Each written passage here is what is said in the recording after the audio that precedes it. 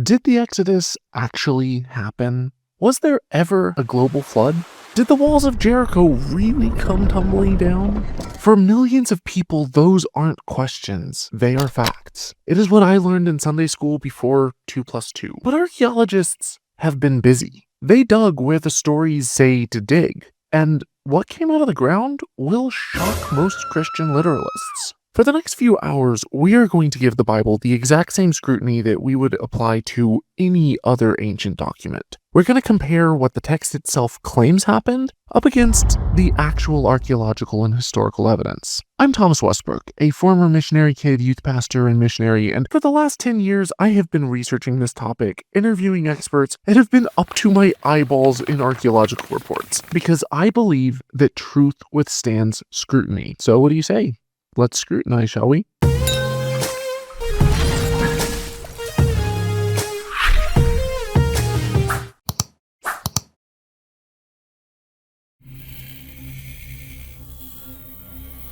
While I was spending the last 2 months of my life up to my elbows in ancient Egyptian history for my video on the pyramids, I began to realize just how daunting the amount of archaeological finds exist in Egypt. There are millions of animal mummies alone. The top 50 museums of ancient Egyptian antiquities alone house over 907,000 ancient Egyptian artifacts. And there are at least 48 additional museums housing significant collections as well. Egyptians were meticulous record keepers. In just one section of one precinct of one temple complex in one of the many cities that date back to ancient Egypt, archaeologists have discovered 900 ancient Egyptian statues. There are hieroglyphics everywhere, riddling the walls from floor to ceiling on ancient temples far and wide. There are thousands of homes, tombs, temples, palaces. We have papyri, records dating back 4,500 years. We have genealogies, hundreds of diplomatic correspondences, stelae, paintings, bones, tools, and so much more. And what's more, the dry desert has preserved all of this. Yet there's not one single mention of Israeli slaves, plagues, Moses, Joseph, or the Exodus. So according to scripture, the Jews were in Egypt for hundreds of years but left no signs or traces of their existence? No mass graves or bones with Israeli DNA? No carvings or written records of them? Nothing? And this doesn't just go for Egypt. No matter which way they went, the entire trek from Egypt to the land of Canaan yields absolutely no sign of a massive Jewish immigration where hundreds of thousands of them died over the course of 40 years. We would expect to find something,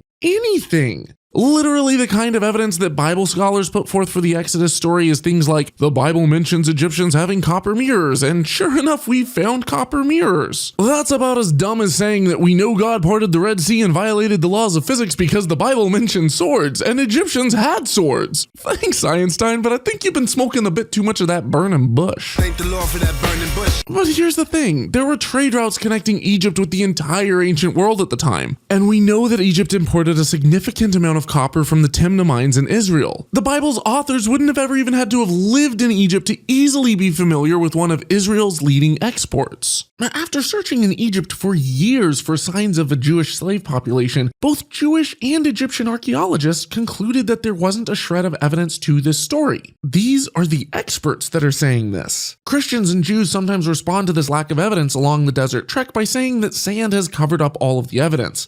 Okay, but that's not evidence, that's just an excuse for why they haven't found anything. But it gets worse than that. I'm here in Israel standing in front of the Ramses Gate, a remnant of an ancient fortress that dates back over 3,000 years. The land of Canaan was conquered by the Egyptian Empire in 1457 BCE, and they ruled over it for the next 350 years. During the Egyptian New Kingdom, the Egyptian Empire stretched all the way to what's modern-day Turkey, and it included all of the land of Canaan, which is modern-day Israel. This time frame thoroughly covers the time that biblical historians claim that the Exodus happened. If the Jewish people actually fled from Egypt during the Exodus, why on earth would they flee from Egypt into other Egypt? They'd literally be fleeing from Egypt to more Egypt. This fortress isn't the only evidence of Egypt's control over the land of Canaan. We have Egyptian stele bragging about Egypt's conquest of the land of Canaan. Prior to Thutmose III's conquest of Canaan at Megiddo, Egypt was conquered by the Hyksos people, but they pushed off the Hyksos and expanded their empire all the way to modern Turkey. And we know this empire lasted for hundreds of years. Almost 200 years after Megiddo, we know that Ramses II fought to preserve Egyptian control over Canaan at the Battle of Kadesh, fighting back the Hittites. He recorded elaborate details of this military campaign on 4 different temple walls, and the story is also written and preserved on papyri. In addition to that, to this day we have 2 copies of the peace treaty that resulted from this military campaign between the Egyptians and the Hittites in both cuneiform and hieroglyphics in both Egypt and Turkey. And we have at least 369 diplomatic correspondences from this time period between Egypt and the surrounding nations. Many of them were kings in what's modern-day Israel, Lebanon, and Syria who were established as Egypt's vassals. It's very clear in reading their correspondences that they were subjects of the Egyptian crown. Heck, we have 66 correspondences with Ribhada, the king of Byblos alone, which is modern-day Lebanon, and he was a subject of the pharaoh. We have even more letters from the kings of Jerusalem, Tyre, Amurru, Mitanni, Damascus, Akko, Megiddo, and Gezer, all located in modern-day Israel, Lebanon, and Syria. They grovel before the pharaoh, ask for interventions, assistance, etc., because they're all subjects of the pharaoh.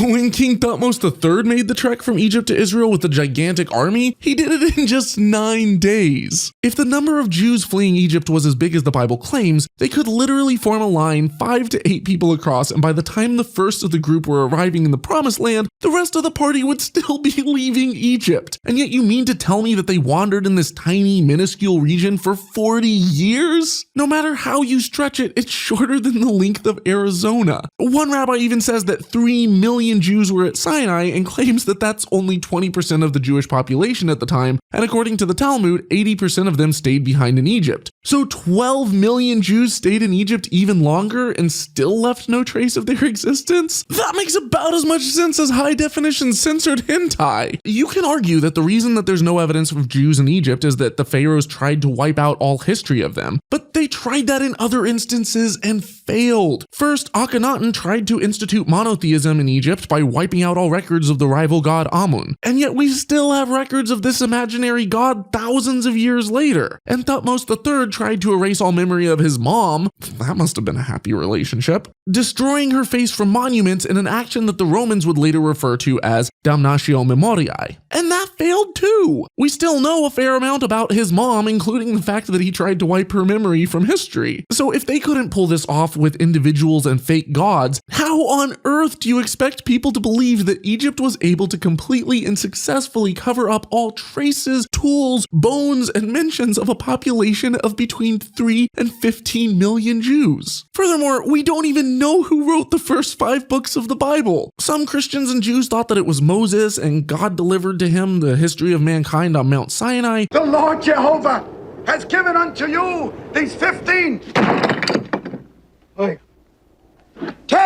10 commandments. Sure, it's a cool story and all, Rumple Foreskin descending from the mountain after chatting up God, but there isn't a shred of truth to it. Every account about Moses is written in the third person. Numbers 12:3 says, "Now Moses was a very humble man, more humble than anyone else on the face of the earth." Is that really something a humble person would write about themselves? And Deuteronomy records Moses' death. If he wrote the book, how'd he jot that down? Most scholars believe that the Pentateuch, or the first 5 books of the Bible, were written around the 6th century BCE. That would have been hundreds and hundreds of years after the death of Moses, if he existed at all and wasn't pure myth. Lastly, Genesis 14 talks about the town of Dan, but according to the book of Judges, the name of the town at the time was Laish and wasn't changed to Dan until more than 300 years after Moses' death. So whoever wrote the book is referring to the town by its new, more modern name. It's pretty obvious that Moses didn't write the Pentateuch. So if it wasn't Moses, why are people dedicating their lives to follow a book with no evidence, with evidence against it, that's written by anonymous authors? This is madness! This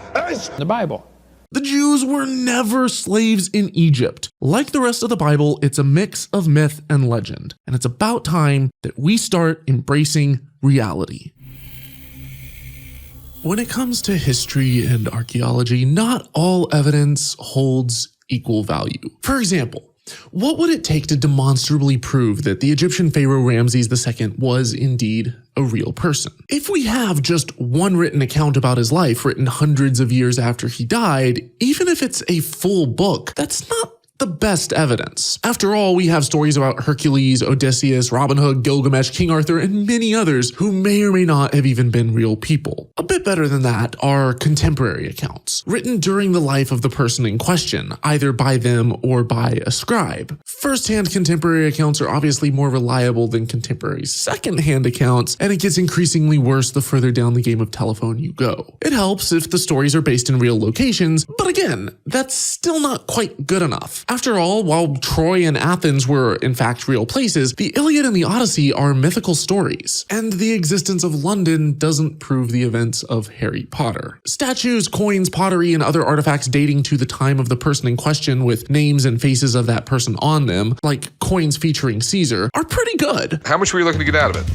I need about $350. But still not necessarily conclusive. For example, we have ancient Greek pots featuring the myth of Theseus and the Minotaur, which is obviously myth. Now, all of these pieces of evidence can add up to make a more compelling case for the historicity of a character or event, but the gold standard, if we want to demonstrably prove the existence of someone, is to find the body. That's not always possible, but in the case of Ramses II, we don't just have a tomb or a skeleton, we have an entire necropolis telling the tales of the victories of his life, marked with his name or cartouche, containing his preserved, mummified corpse, buried in the style of the pharaohs, dating to the time of his death, and we can even sequence his DNA and the DNA of his ancestors and descendants' preserved corpses to see if they match. On top of that, there are contemporary mentions of him located in foreign countries. Now, this still doesn't mean that all of the accounts of Ramses II's great military campaigns are accurate, and people have a tendency to brag and stories become embellished into legends over time. When he sets up his record of the Battle of Kadesh, Ramses proves that he's the greatest spin doctor of the ancient world.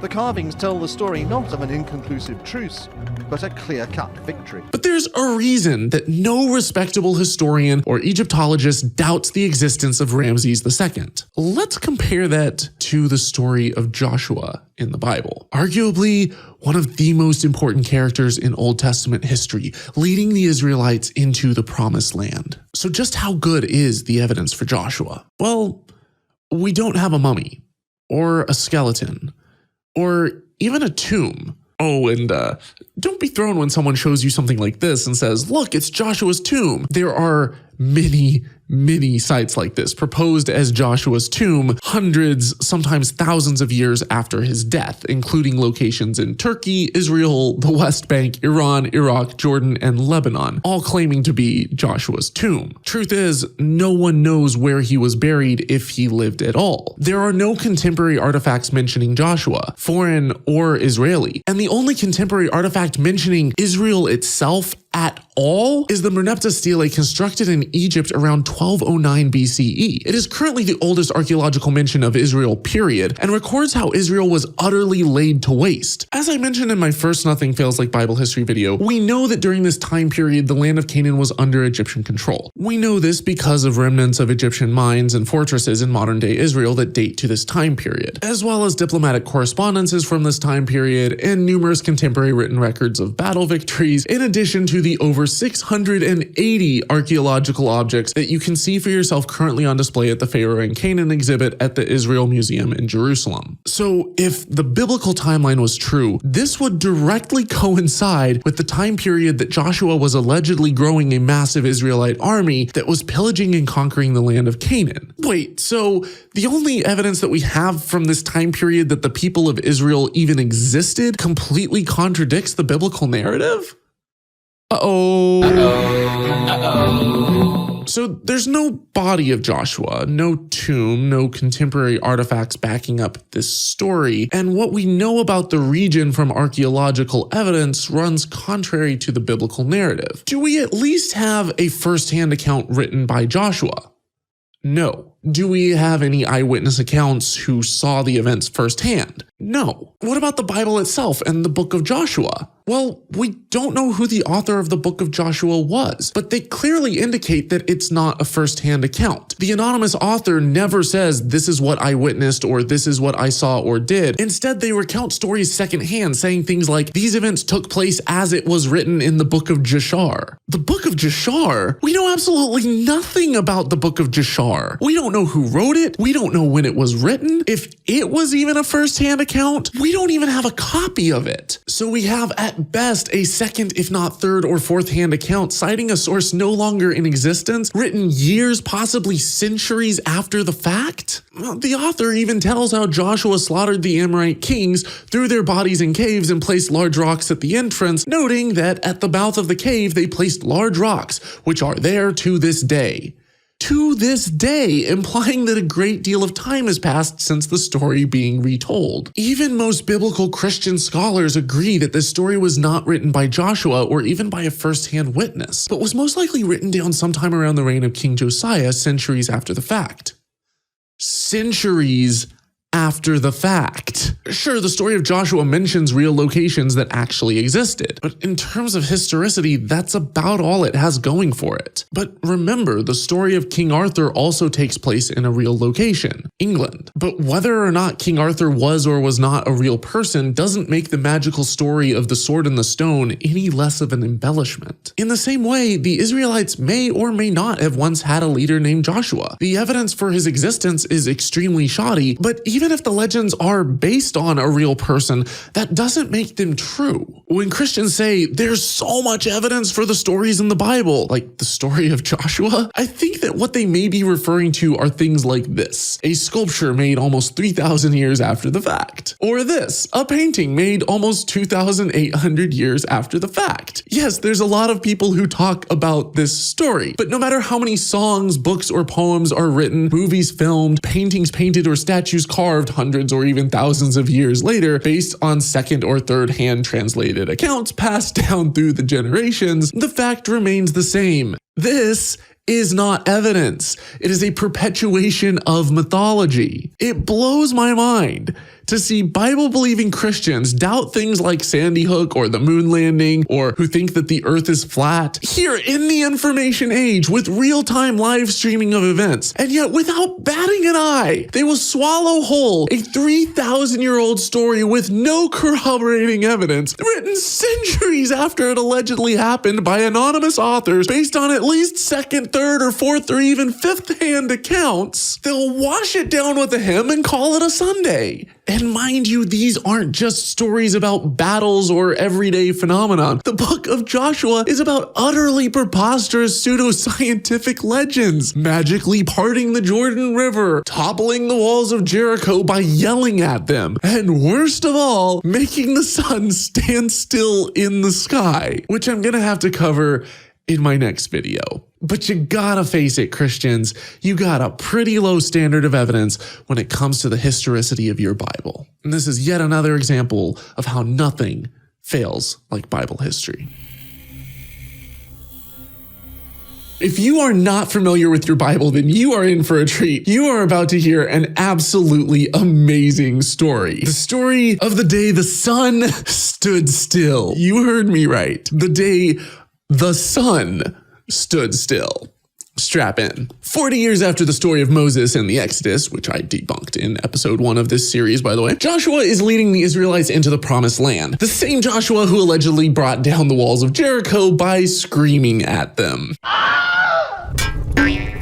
Joshua is genociding his way through the land of Canaan, slaughtering entire cities full of people left and right. The 5 armies of the Amorites don't want to be destroyed, so they join forces to stop him. God doesn't like this at all, so he launches hail at the Amorites, killing more of the enemy with hail than Joshua's entire army managed to slaughter.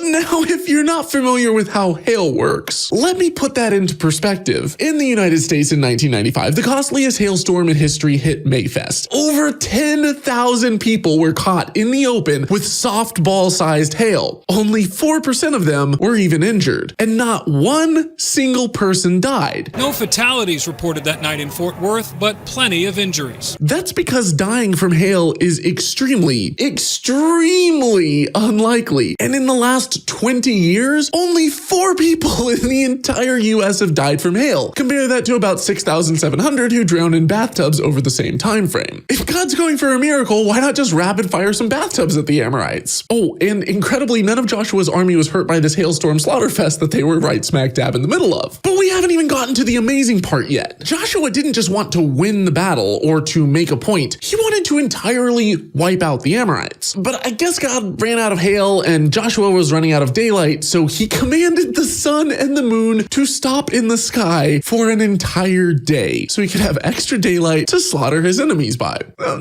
Cool story, but there's just one gaping flaw. The sun doesn't go around the earth. If God is omniscient and the Bible is of divine origins, you'd think he'd at least be able to get heliocentrism right. In order for the sun to stop in the sky, the Earth would have to stop spinning. And that's kind of problematic. You see, at the equator, the Earth spins at over 1,000 miles per hour. If the Earth stopped spinning, everything and everyone would be launched eastward at 1,000 miles an hour, similar to a car slamming on its brakes when you're not wearing a seatbelt. Only a lot faster. It wouldn't be quite fast enough to be launched into outer space because escape velocity is 24,800 miles an hour, but buildings would be leveled, thrown sideways, and ground to rubble. Tsunamis from the ocean would be so high you wouldn't be able to see the top. They'd sweep across the land, drowning the Earth. Now, the atmosphere would keep spinning, but the Earth would stop, creating massive dust clouds moving faster than an atomic blast, resulting in hurricane-strength winds all across the planet. The Earth would stop spinning, but the molten core inside of it would keep spinning and sloshing, resulting in insane tectonic forces, earthquakes, and volcanic activity, potentially supervolcanoes, which by themselves can result in a global mass extinction event. The Earth is literally ripping itself apart from the inside out. And after the battle, when the Earth speeds back up, everything not strapped down would stay put as the Earth spins into it, slapping life for a second time in one day. Some Bible scholars excuse away this ancient hunk of pseudoscience by saying that the Earth didn't suddenly stop. It just slowed down for a day. But there are still major problems with that. Problems that an insulated Bible scholar may be oblivious to, but a scientist won't let you get off that easily. First, purely from a scriptural standpoint, that is not what the text says. It says that the sun and the moon stopped, not slowed down. But let's ignore that for a second. The Earth's spin causes a centrifugal force, resulting in a bulging effect. In other words, the oceans bulge outwards at the equator. If it were to slow down or stop spinning, even for a day, the oceans would be displaced to the poles, putting the entire northern and southern hemispheres underwater. Ancient Scandinavian, Russian, North and South American, South African, and Australian civilizations would be drowned.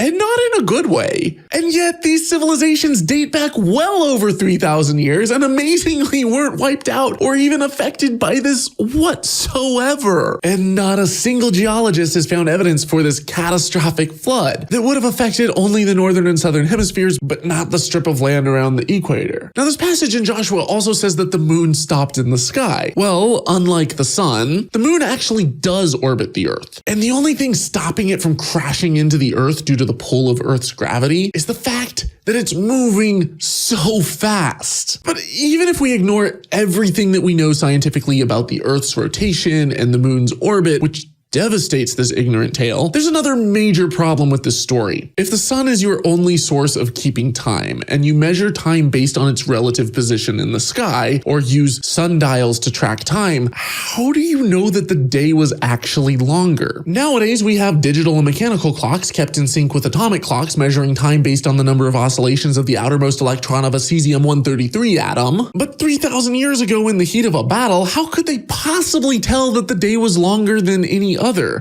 than by their subjective perceptions of time, which we know are incredibly deceptive. Lock someone in a room with no daylight and their internal clock is thrown completely off. They say that time flies when you're having fun, like when you're slaughtering the Amorites, but it's really just the opposite. At the end of a day packed full of different activities, we look back at the morning and say, was that really all today? The more that you do in a day, the more memories that you pack into a day, the longer it subjectively feels. It feels like time itself was longer. Now, in order to get around all of these problems with this story, Bible scholars have come up with no less than 7 different interpretations for this passage, and Christians can't even agree on it. Some argue that it's actually talking about an eclipse, but come on, this passage says that Joshua commanded the sun and the moon to stand still, and the sun and the moon stopped in the middle of the sky and delayed going down about a full day. Does that really sound like an eclipse to you? And the passage says that there has never been a day like it before or since, but we've had thousands of eclipses over the last 3,000 years. They claim that it's a mistranslation from a Babylonian text, but then doesn't that call into question the inerrancy of the Bible? If a solar eclipse is mistranslated as the sun and the moon standing still in the sky and the day extending, then how do we know that the Levitical command to slaughter all abominable homosexuals isn't actually a mistranslation of the Babylonian prophecy that in the year 2005, Brokeback Mountain would be on sale at 100% off on LimeWire? I wish I knew how to quit you. That joke did not age well, did it? That in the year 2020, Brokeback Mountain would be on sale at 100% off on Pirate Bay. You are without doubt the worst pirate I've ever heard of. But you have heard of me. Finally, there's the last bit. There has never been a day like it before or since, a day when the Lord has listened to a human being. What? Billions of people literally pray to God every day, but their own Bible says that the Lord doesn't listen. This entire story is a mess and single-handedly presents a crisis to the Christian faith. And before some Christian comes wobbling into my comments to tell me that I'm taking it out of context, stop. Come back to me when your side can agree on what the context even is. Because until you have some kind of consensus, you're left with nothing but internal confusion and are arguing between your own ilk. Yet here's a passage so preposterous that any 5th grade kid in science class knows it's nuts. You know what I call the Bible? I call it the history book of the universe. You're a funny guy. And Christians can't even agree on the interpretation. According to 1 Corinthians 14:33, God is not the author of confusion, but of peace. But to quote my friend Alex, if God's not the author of confusion, then he's not the author of your Bible. And this is yet another example of how nothing fails like Bible history. If you value well-researched videos like this and you want to help me push back against the demonstrable bullshit of organizations like Answers in Genesis and Focus on the Family, then the #1 way that you can help me to grow and increase the reach of videos like this one is by making an ongoing pledge at patreon.com/holykoolaid. I have a bunch of goals listed there, so you can literally watch as we hit them. We'll hire additional editors, researchers, assistants, a marketing team, and so much more. Or you can make a one-time donation on PayPal. Thank you as always to all of my current patrons and donors for your ongoing support. Y'all freaking rock.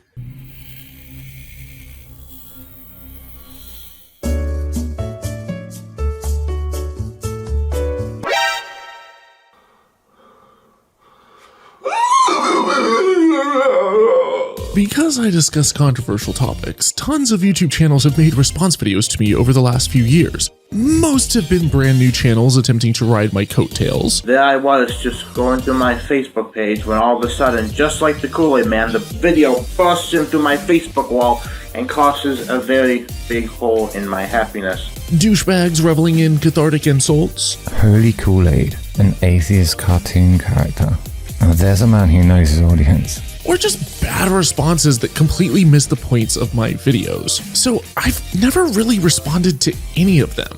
Until now.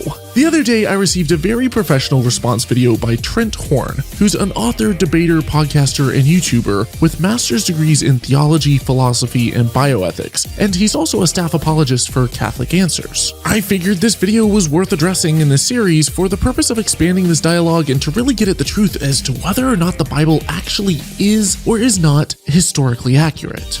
This is Nothing Fails Like Bible History Rebutted. In my first video, I showed how absolutely massive our collection of Egyptian writings and artifacts is, and how in none of it is there sufficient evidence for the Exodus story. Trent's main rebuttals to my video can be broken down into one of two categories. One, why we haven't found the evidence that we would expect to find, and two, why the evidence that we found is good enough. I'll be covering part 1 of that in this video and part 2 in the next one. The idea here, what Westbrook is setting up, is that we have a lot of evidence from ancient Egyptian culture through all of the different dynasties and kingdoms. So if we have all this evidence, why don't we have similar evidence of the Exodus being directly described in Egyptian texts? Well, what I would say is that's true. We would expect to have a lot of artifacts from Egypt, but not that we would have evidence for everything. There's still things that haven't been discovered yet. After all, ancient Egyptian history spreads over 3,000 years. So there's a lot of artifacts that have been discovered, but there's things that we still haven't discovered yet.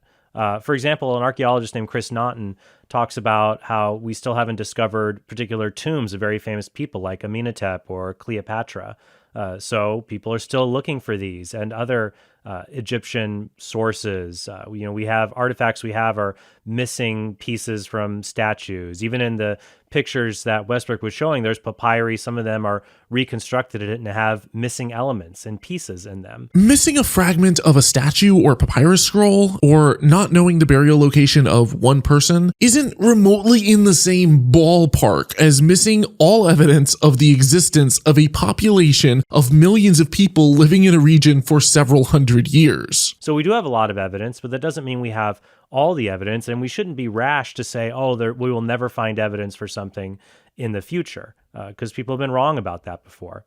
Think about the Hittites. The Hittites were an ancient peoples who congregated in Turkey that often came to blows with ancient Egypt. And in the late 19th century, people were saying that the Bible's mention of the Hittites was incorrect. The British Quarterly Review talked about how it was unhistorical and unworthy of credence. The Bible mentions the Hittites, until we found extra biblical evidence for them in the latter part of the 19th century in 1880. And that launched the field of Hittitology. This is a legitimate point, and I think as time goes on, we probably will find more evidence for parts of some of the stories in the Bible, at least on a much smaller scale. Not the legendary, grand, over-the-top miraculous narrative that the Bible depicts, but I don't think that 100% of the locations, characters, and stories in the Bible are pure myth. That said, Egyptians were meticulous record keepers, and with the millions of ancient artifacts and writings that we have found, if the Exodus story as depicted in the Bible took place, we should have found something conclusive by now attesting to both the legitimacy of the story and to its scale. We have to understand where the Israelites or the Hebrews settled in Egypt. The end of the book of Genesis talks about how Joseph's family went and settled in the land of Goshen, which most scholars believe is in the Nile River Delta, as you see here. Notice how green and blue it is. That's because the Nile floods the delta continuously. So a lot of the evidence that Israel may have had has probably been covered in floods that have taken place annually over thousands of years. So it makes sense that we wouldn't necessarily have direct evidence at this time. The Nile Delta area is huge. Roughly 15,000 square miles. The Egyptians were well aware of the Nile's flooding and built their houses, temples, and fortresses either on higher elevation areas or far enough away from the river to avoid being washed away. There are cities in the Nile Delta that date back thousands of years, and just last year, archaeologists discovered ancient tombs in the Delta that date back to before the Exodus. Furthermore, Avaris, which would later become Pi-Ramses, where the Hebrews allegedly departed from at the start of the Exodus, was one of the largest cities in the world at the time. This wasn't just a bunch of floodland. And the other city the Hebrews allegedly built, Pithom, was east of the Nile Delta. On top of this, even if the entire Nile Delta was completely removed from the equation, there are plenty of historical records written about the towns and people in this region all throughout Egypt. So we should expect to find some record of the Jewish Exodus in at least one of these other towns. So let's talk about the wandering then. So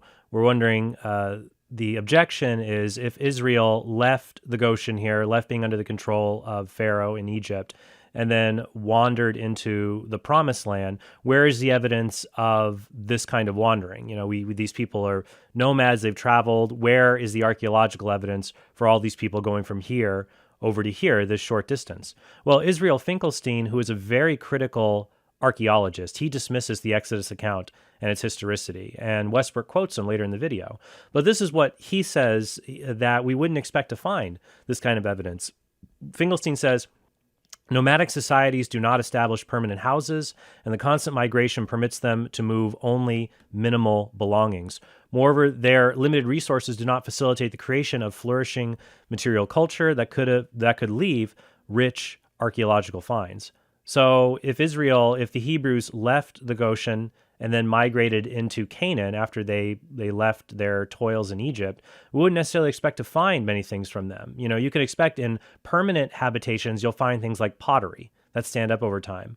But nomads like the Israelites didn't travel with things like pottery. They would have used animal skins to contain water, for example. They wouldn't have made permanent housing. They would have used tents to dwell in when they were wandering and traveling nomadically with herds and things like that. And things like tents, animal skins to hold water, they just don't hold up well over time. We're talking about something that happened over 3,000 years ago. I agree with Trent Horn here when he says that most small nomadic groups aren't going to leave rich archaeological findings. But the Bible doesn't describe a small nomadic group without pottery passing through a region. It mentions a massive group of people living for 40 years in a tiny region with clay pots and jars, which you would expect to stand the test of time, like at this site in ancient Egypt. According to the Bible, the Israelites also had swords and armor and gold and livestock, all of which can last for thousands of years. The Israelites didn't travel with things like pottery. Pot, jar, jar. Excuse me. Not you, pot, jar. Even in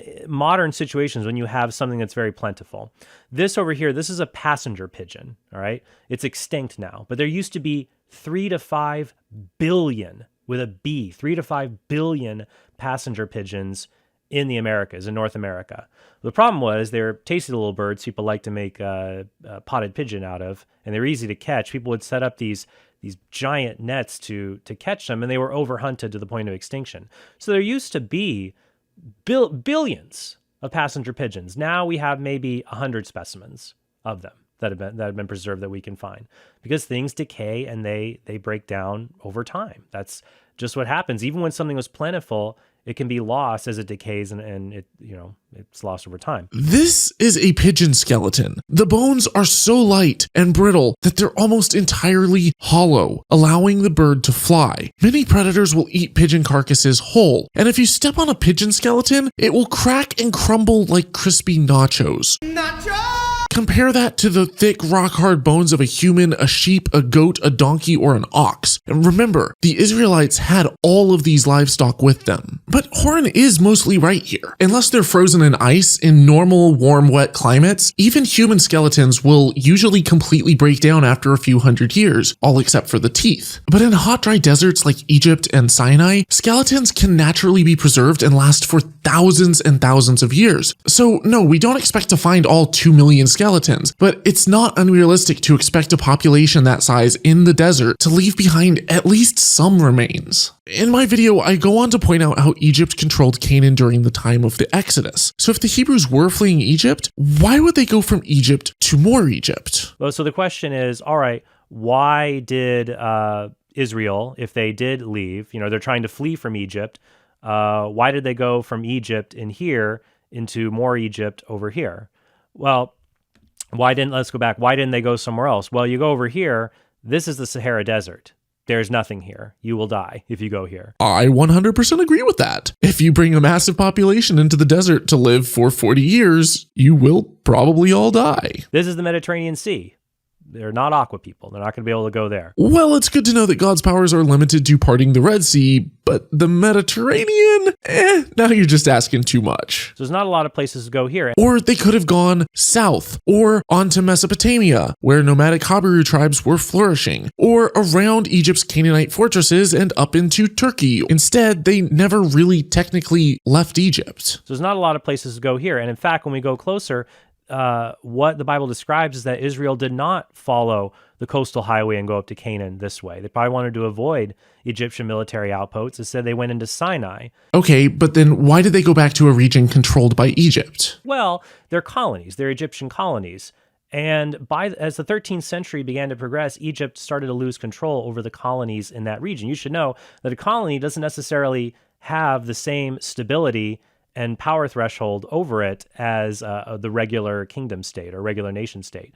That's well known in our own history. If you look at the Boston Tea Party in the American colonies, when England started to lose control over those areas. That's not a very good analogy because unlike the US and Britain, Egypt and Israel are right next door to each other. They're walking distance away. But it's true that Egypt started losing its foothold in the region in the 1200s. But I'm curious why Trent places the Exodus there when the Bible clearly says that the Exodus took place 480 years before Solomon's temple was built, which most Bible scholars place around 970 to 931 BCE. Now, the number of Israelites the Bible claimed were living in and then departed from Egypt is insane. And fortunately, Trent Horn agrees with me on that. One rabbi even says that 3 million Jews were at Sinai and claims that that's only 20% of the Jewish population at the time, and according to the Talmud, 80% of them stayed behind in Egypt. So 12 million Jews stayed in Egypt even longer and still left no trace of their existence? I would agree that it is incredibly implausible for there to have been 12 million Hebrews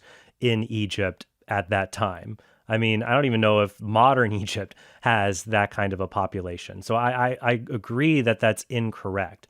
But that doesn't mean there wasn't a smaller group of Hebrews that settled in the land of Goshen that later left Egypt. God delivered them, led them out of Egypt into the Sinai Peninsula and later up into Canaan.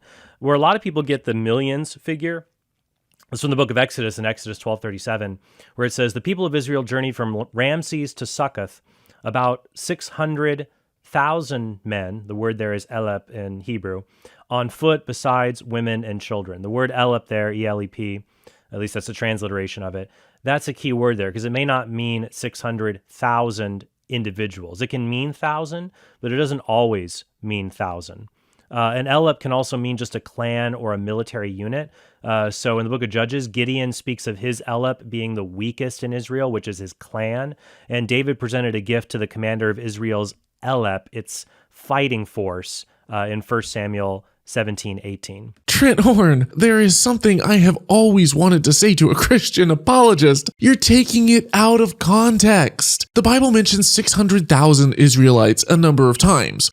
Could it be just 600 clans? No, because the Bible also gives multiple censuses for the number of Jews in the Exodus, both at the start and at the end of their time in Sinai. And not just for the whole group. They give exact numbers for every single tribe. Here's just one of the lists. Even if you assume that, say, the tribe of Gad doesn't have 45,650 men, but instead is 45 clans plus 650 men, then let's figure out just how big a clan is. If you add up the number of clans, you should get 598 clans plus 5,500 extra men. But the census says that there were 603 clans plus 550 men, making a clan exactly equal to 1,000 men. That's 603,550 men plus women and children, easily putting the number of people in the Exodus around 2 million. I would agree that it is incredibly implausible. The Bible also records taking a half shekel tax, that's about 0.2 ounces of silver, from each of the fighting men who left Egypt, and ended up with about 100 talents and 1,775 shekels of silver, which is about 121,353.6 ounces of silver, which when you do the math comes out to about 606,768 men, give or take a few thousand due to rounding errors, which is right on par with the 603,550 men who they say paid taxes in that same verse.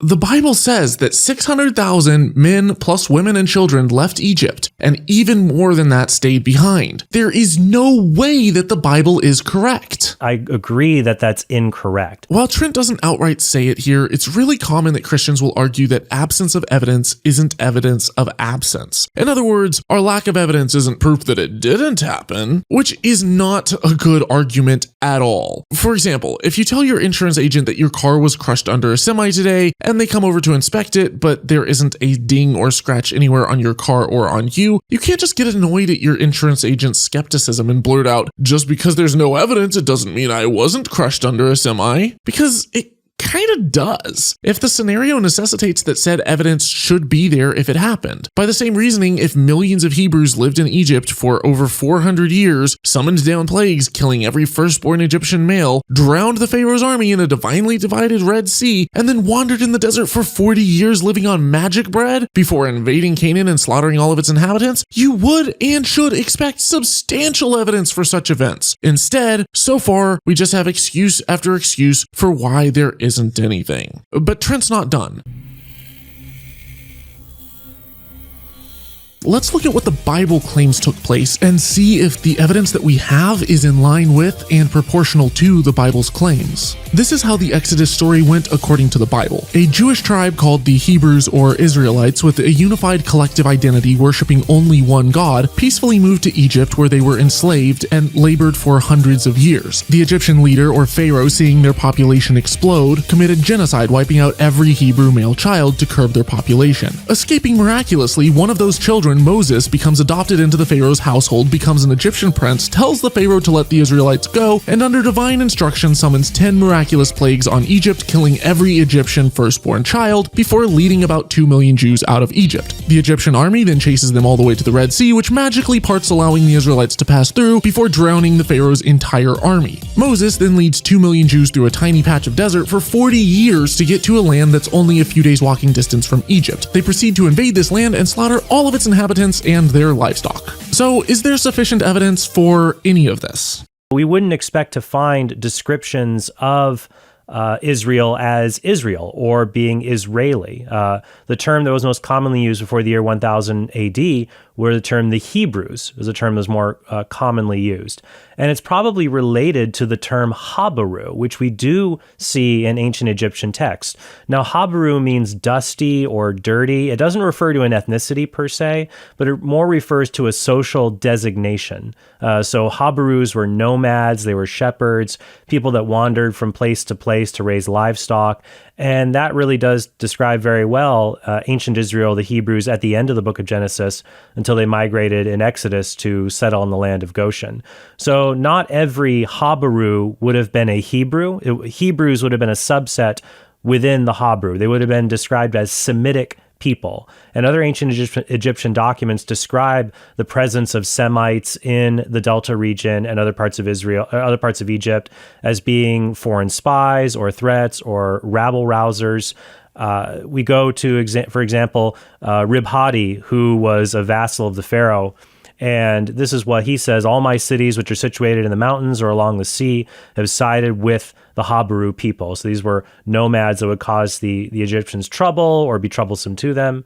And so that very well fits within the picture of a segment of the Habarus, the Hebrews, settling in the land of Goshen. Habaru was a term used for centuries to refer to brigands, bandits, and mercenaries living outside of cities throughout Mesopotamia. Trent's right that it was a social class and not a people group. The Israelites may or may not have been referred to as Apiru or Habiru at some point, but that's inconclusive, and an Apiru presence in northern Egypt does not necessarily mean an Israeli presence in northern Egypt. It might, but we need to be careful making broad conclusive statements. We should start with the evidence, explore the context, and make hypotheses, not start with the conclusion, ignore the context, and search for any evidence that may confirm our biases. Another piece of evidence we have, once again, that corroborates this, even if it isn't direct. It doesn't mention the word Israel, but if you look, for example, the tomb of Rekhmiri at Thebes, there are descriptions of Semitic and Nubian prisoners of war making bricks, which is what we see described in the Exodus account, where you would expect people who had been enslaved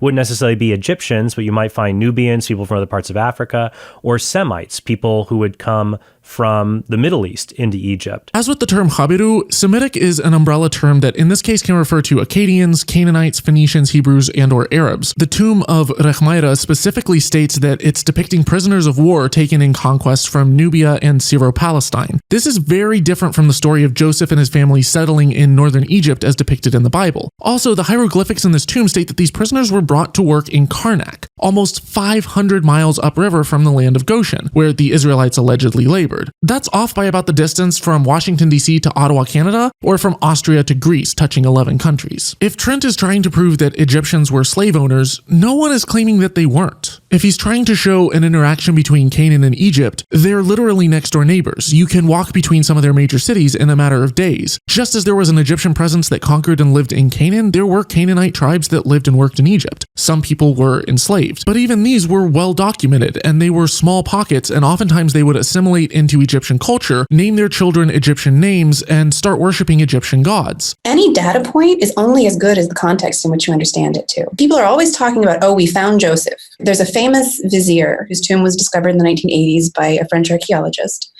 and this man's name was Aper El. Maybe Abdi El, right? Maybe his name was the servant of El, and again, we think that he was a man of Levantine origin, right? He was probably from a family that spoke a Semitic language and had come from this part of the world, and he rose to become the vizier, he became the highest official in Egypt. People are like, great, we found Joseph, right? But if you're not aware of other instances in which people of foreign origin have risen to power in ancient Egypt, if you're not aware of the fact that this guy's son, his name was probably Amenhotep, right? Already, this guy, one generation later, this guy's son has become Egyptianized, right? And the idea that he could be the patriarch for this discrete group of people who maintained their Israelite religion and identity, right? If you don't know the whole picture, you're going to lose perspective and interpret something incorrectly. I'm not saying that it's not really cool that this guy was there, or even that the character of Joseph could preserve some kind of memory of people who did this. But unless you ask for the whole picture, you're not going to know how to deal with one piece of evidence or one data point. A handful of POWs or immigrants is a very different narrative from the massive Israelite slave population of 2 to 12 million that retained its cultural and religious identity for centuries, as depicted in the Bible. Oh, and by the way, if you like ancient history, Digital Hammurabi is a fantastic channel, and Dr. Josh Bowen actually helped me with some of the references/sources in my last video. Also, Westbrook doesn't bring this up in the video, but there is extra biblical evidence for Israel.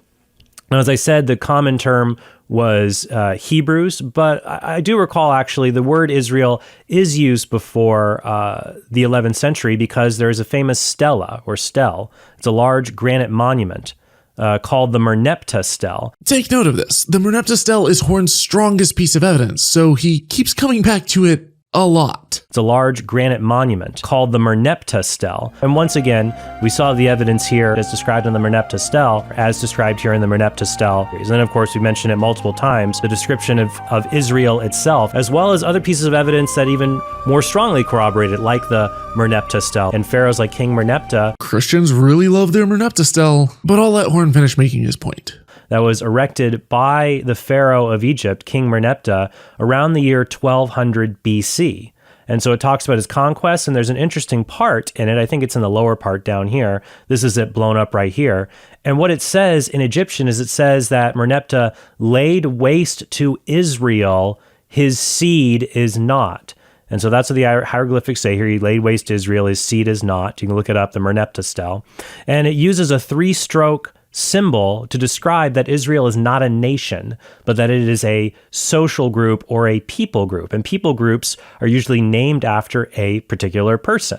And so that lends evidence to the historicity of an individual named Israel, or who we call the patriarch Jacob. I did bring this up in part 2 of my series, and I showed how it's very much proof against the Exodus narrative. The Bible claims that Pharaoh took his entire army in pursuit of the Israelites. God promises the Israelites that they would never see that army again, and then proceeds to drown every last one of them, allowing Israel to then proceed unopposed by Egypt in their conquest of Canaan. So in what kind of backwards, bizarro world is the complete obliteration of Egypt's army in the Red Sea and Israel's subsequent conquest of Canaan somehow proven by a mention of Egypt's total victory over the Israelites in Canaan? When a text is free of anachronisms, when it's free of outdated descriptions of things. So, for example, if a history of the Revolutionary War described bombers, aerial bombers being used, you know it's not a trustworthy history because it can't get a basic fact right about that time period.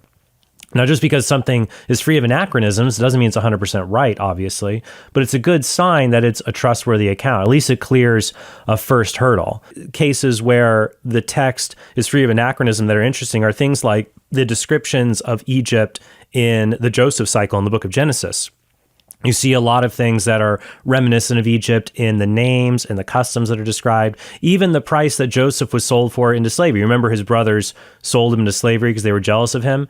The slave price he was sold for was 20 shekels, even though When the Pentateuch was edited at a later stage in history, the price of a slave went up to 30 shekels, but the author describes it with the correct price in his time, which is a detail that a later author probably would have overlooked. In the exact same chapter that you just used to argue that the Bible is free of anachronisms, there is a known biblical anachronism. Just 3 verses earlier, there is a mention of a caravan of trade camels in Canaan. The only problem is, despite there being over 20 biblical mentions of Abraham and other tribes in this region owning large flocks of camels, archaeology tells us a very different story. You see, camels weren't domesticated in this region till the tail end of the 10th century, between about 600 and 1,000 years later. According to biblical scholar Dr. Noam Mizrahi, the Bible's mentions of camels do not encapsulate memories from the second millennium, but should be viewed as back projections from a much later period. At least it clears a first hurdle. Nope. This is overlooking the evidence that we do have of Israel being in Canaan, being in a part of these vassal states, whether they're described as Habaru, people who are the dusty and dirty nomads, who the Hebrews are a subset of that, who are giving the Egyptian vassal states trouble. And look, he's saying, oh, the vassals are always asking for help and writing about things. Yeah, but they still have to deal with these nomads, shepherds, herders, giving them grief. They write about them. They may not have gotten help from Pharaoh in that regard. They're just trying to please the Pharaoh and tell him what is going on and grovel before him, but not necessarily expecting any genuine help, especially as Egypt's control over the colonies wanes at the end of the 13th and in the 12th centuries. And then, of course, we mentioned it multiple times, the description of Israel itself as a people group at the end of the 13th century. It all adds up there. No, it doesn't. The mention of Habiru in Canaan, which may or may not have included the Israelites, and the mention of Israel in Canaan, is only proof of Israel in Canaan. This is not proof of the Exodus out of Egypt. The earliest written accounts of the Exodus story are from a full millennium after the events they depict, and we don't know who any of the authors are. Was this folklore? Was it written by historians? Was it passed down by word of mouth through songs or poems? By who? Is it a collection of different legends and stories of various tribes unified into one narrative? We don't know. There's a lot of speculation, but we just don't know. I have noticed this sometime with atheists who approach the Bible, that there's only 2 options. Either you have a extremely conservative, almost fundamentalist approach to Scripture. You either have that option, or you have complete fabrication, myth, unhistorical approach to Scripture. So what Westbrook is doing here is saying, well, either Moses wrote the Pentateuch, wrote the Torah, or some random anonymous person wrote it 500 or 600 years later, and there's no reason to believe it's trustworthy in any way, shape, or form. Wait a minute, I never said that one person pulled it out of whole cloth. It was written by anonymous authors. We don't know who wrote it. And most Bible scholars do speculate that the earliest complete Pentateuch may have been compiled in the 6th century. That said, the oldest texts that we actually have aren't anywhere near that old. That doesn't mean that this story isn't an amalgamation of various cultures, traditions, and legends. It just means that it's not necessarily the most historically accurate. I'm sure that there are some historical tidbits of truth sprinkled throughout the stories, but the Bible is just too far removed from the original events to be historically reliable, especially with the older stories in the Bible like the stories of the Garden of Eden, Noah's Ark, and of the Exodus. Most biblical scholars do not hold to the view that Moses wrote the Old Testament, that Moses wrote the Pentateuch, the Torah, the first 5 books of the Hebrew Bible. Most biblical scholars don't hold to that, at least since the 19th century, with Wellhausen's documentary hypothesis, also called the JEDP theory, which is a theory that the first 5 books of the Bible are composed of 4 different sources that were compiled over time. And these have been called the Yahwist source, the Elohist source, the priestly source, the Deuteronomic source, and then they were later compiled together during the Babylonian exile. So it's not like somebody just in the 6th century BC just invented the book of the Exodus story right out of whole cloth. The other alternative is that reliable traditions were handed down both in written sources and in oral traditions. And we do have evidence of written Hebrew texts in the 10th century. Do we though? There are two potential texts that Horn might be referring to. The Kayafa Ostracon, yes, this is it in its entirety, and the Gazer Calendar. Neither of them mention the Exodus, Moses, Pharaoh, or Israel. In fact, they don't contain any scriptural text at all.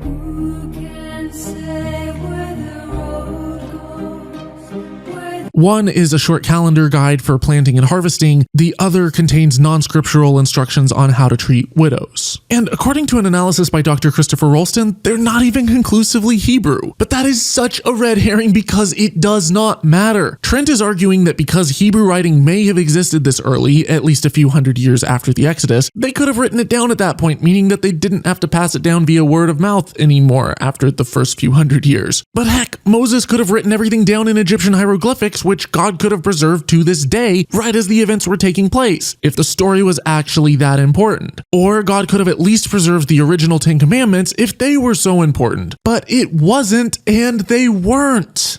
It's not like this was all passed down orally. There is evidence of Hebrew writing in the 10th century. And if that's the case, we'd have written records. But we don't! That would describe an event that was only a few hundred years previous.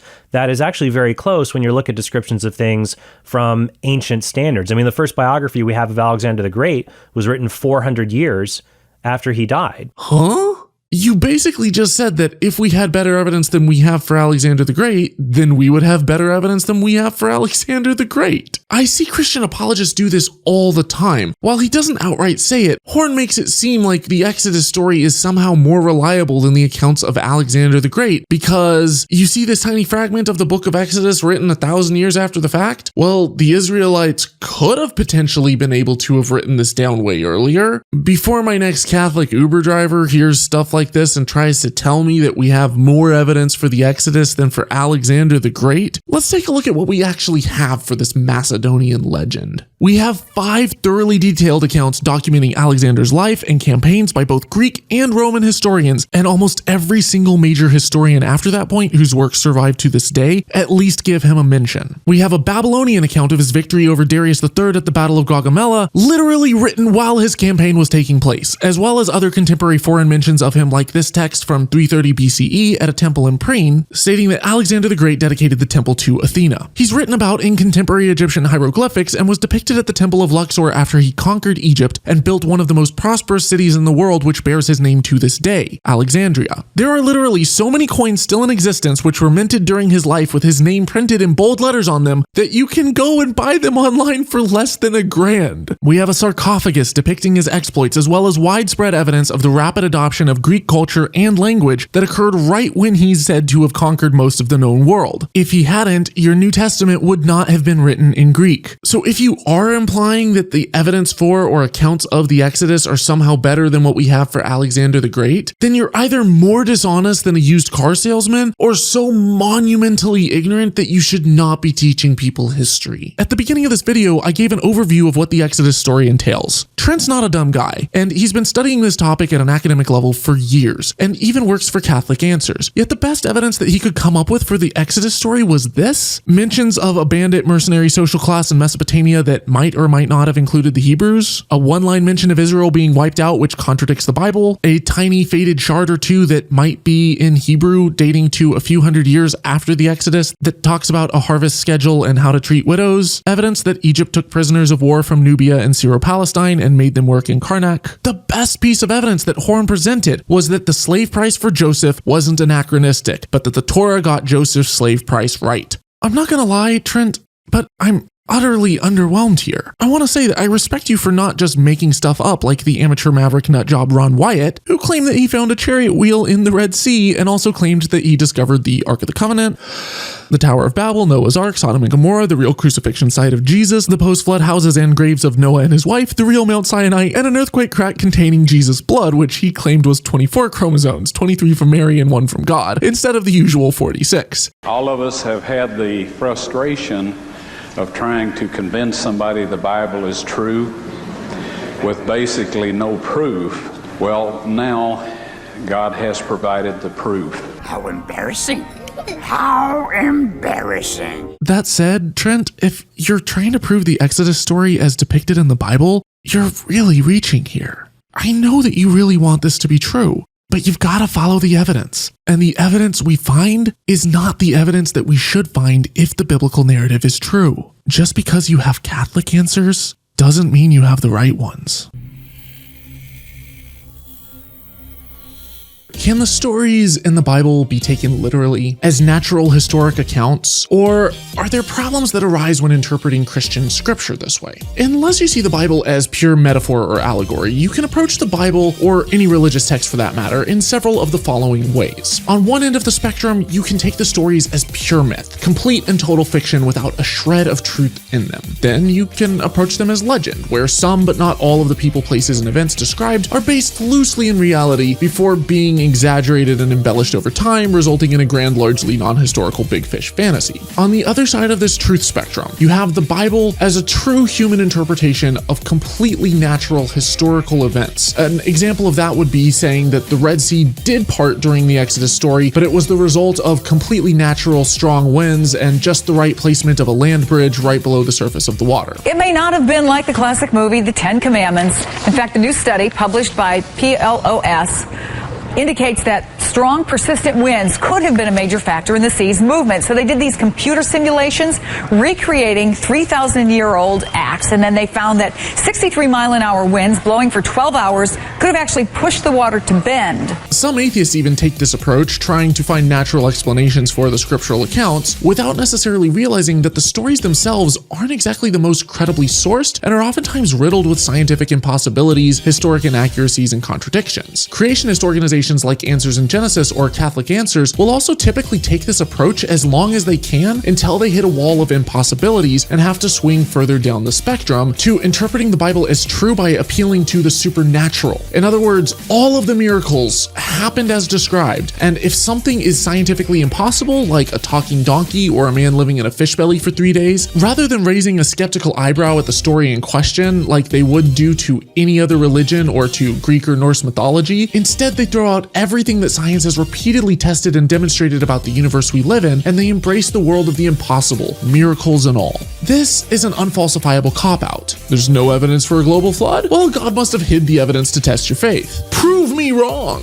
And in making this leap, they simultaneously shift the burden of proof and violate Occam's razor. But do Christians have to completely throw science, reason, and logic out the window and appeal to miracles if they want to accept the Bible as historically true? Or can they hang around here on the spectrum of the Bible as a natural historical reality? Catholic apologist Trent Horn with Catholic Answers has been attempting to rebut my videos on the historicity of the Bible, and I've been defending my work. Yeet. I'll link to my last 2 videos below. In my video on Joshua, I showed how a hailstorm slaughtering tens of thousands of soldiers, as told in the Bible, was absolutely preposterous. I showed that while it's possible, just how unlikely it is to actually die from hail. What I didn't include was the fact that the Guinness Book of World Records puts the deadliest hailstorm in history at 246 people. So I'm pretty sure this is the article where Westbrook got that statistic. In the US, hailstorms resulting in loss of human life are quite rare because we have shelter. NOAA keeps record of hail fatalities since the year 2000. Only 4 people have been killed by hail. So he said he got it from AccuWeather, and if this is the article he got it from, I'm baffled because this is the paragraph before it in that same article. And it says, the World Meteorological Organization reported that the highest mortality associated with a hailstorm, a modern hailstorm, happened near Moorabad, India on April 30th, 1888. The deadly storm killed 246 people with pieces of hail as large as goose eggs, oranges, and cricket balls.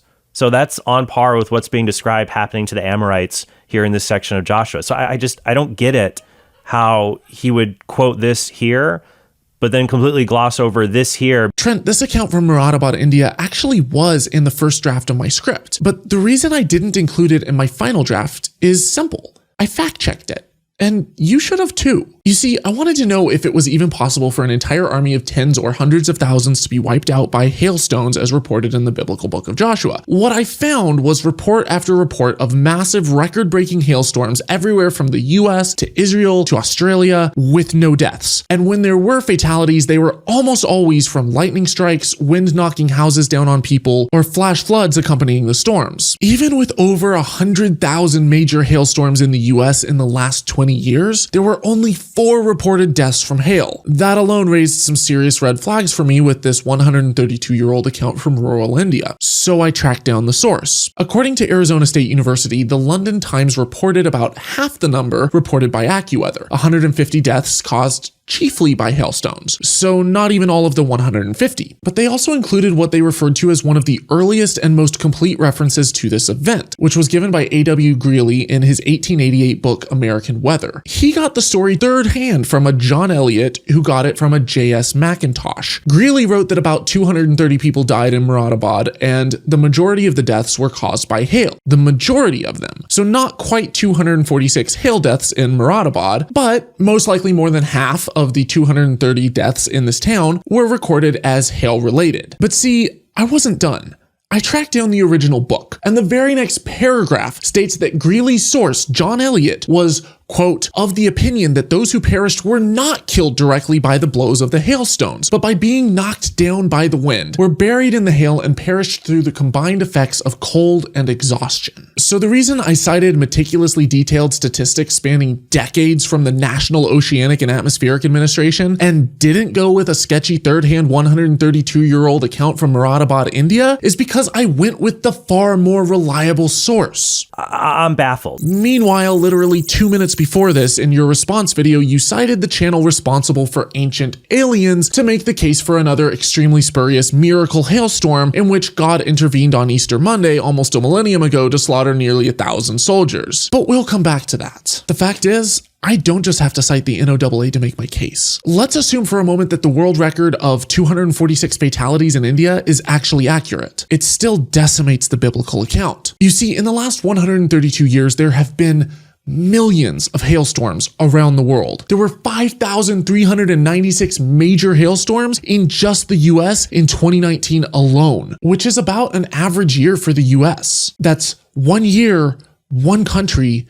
Do the math. Even the most damaging hailstorm very rarely results in a single fatality. And when they do, it's usually from strong winds collapsing buildings on someone, or someone being caught in a flash flood, or being struck by lightning. India is the second biggest country in the world in terms of population and is extremely densely populated. Even with millions of storms spanning over a century, it is very difficult to find more than a handful of hailstorms where more than a few dozen people died from hail. Heck, with the 3 that he found, Trent listed most of them. The Moradabad, India storm happened here, and the Rupkund Lake incident happened here in the Himalayan mountains, where some of the most extreme weather in the world occurs. One of the other biggest death tolls happened here in Bangladesh, but it didn't even break 100 fatalities. Finally, hail falls significantly harder at high altitude places like the Himalayas because the air is thinner, offering less air resistance than somewhere at sea level like the nation of Israel. Just like the Colorado Rockies and the Coors Field Park, home runs go further.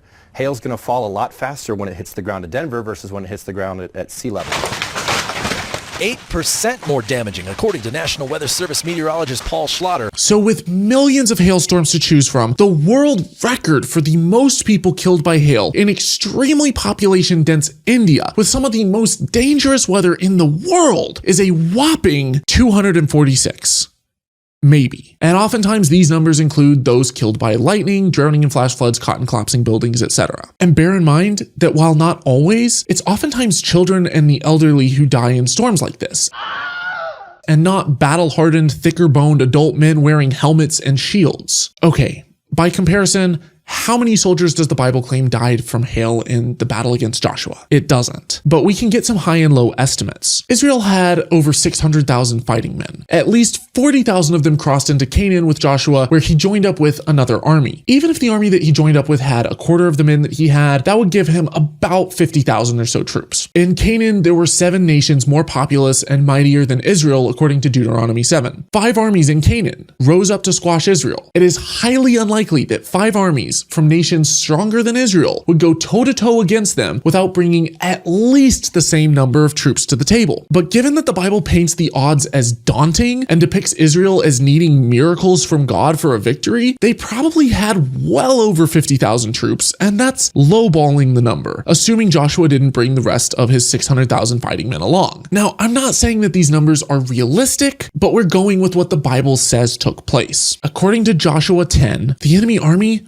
was wiped out, and more than half of them died from hail. So an extreme lowball of the number would be 25,000 armed men, possibly as many as 300,000 or more armed with shields and wearing helmets, who died from hail in Israel. Let me repeat that. The world record for hail deaths in one of the most population-dense places on planet Earth with the most extreme weather on the planet is 230 or 246, possibly. And that's over 100 times smaller than the lowest estimate that we can possibly derive from this Bible passage. So that's on par with what's being described happening to the Amorites here in this section of Joshua.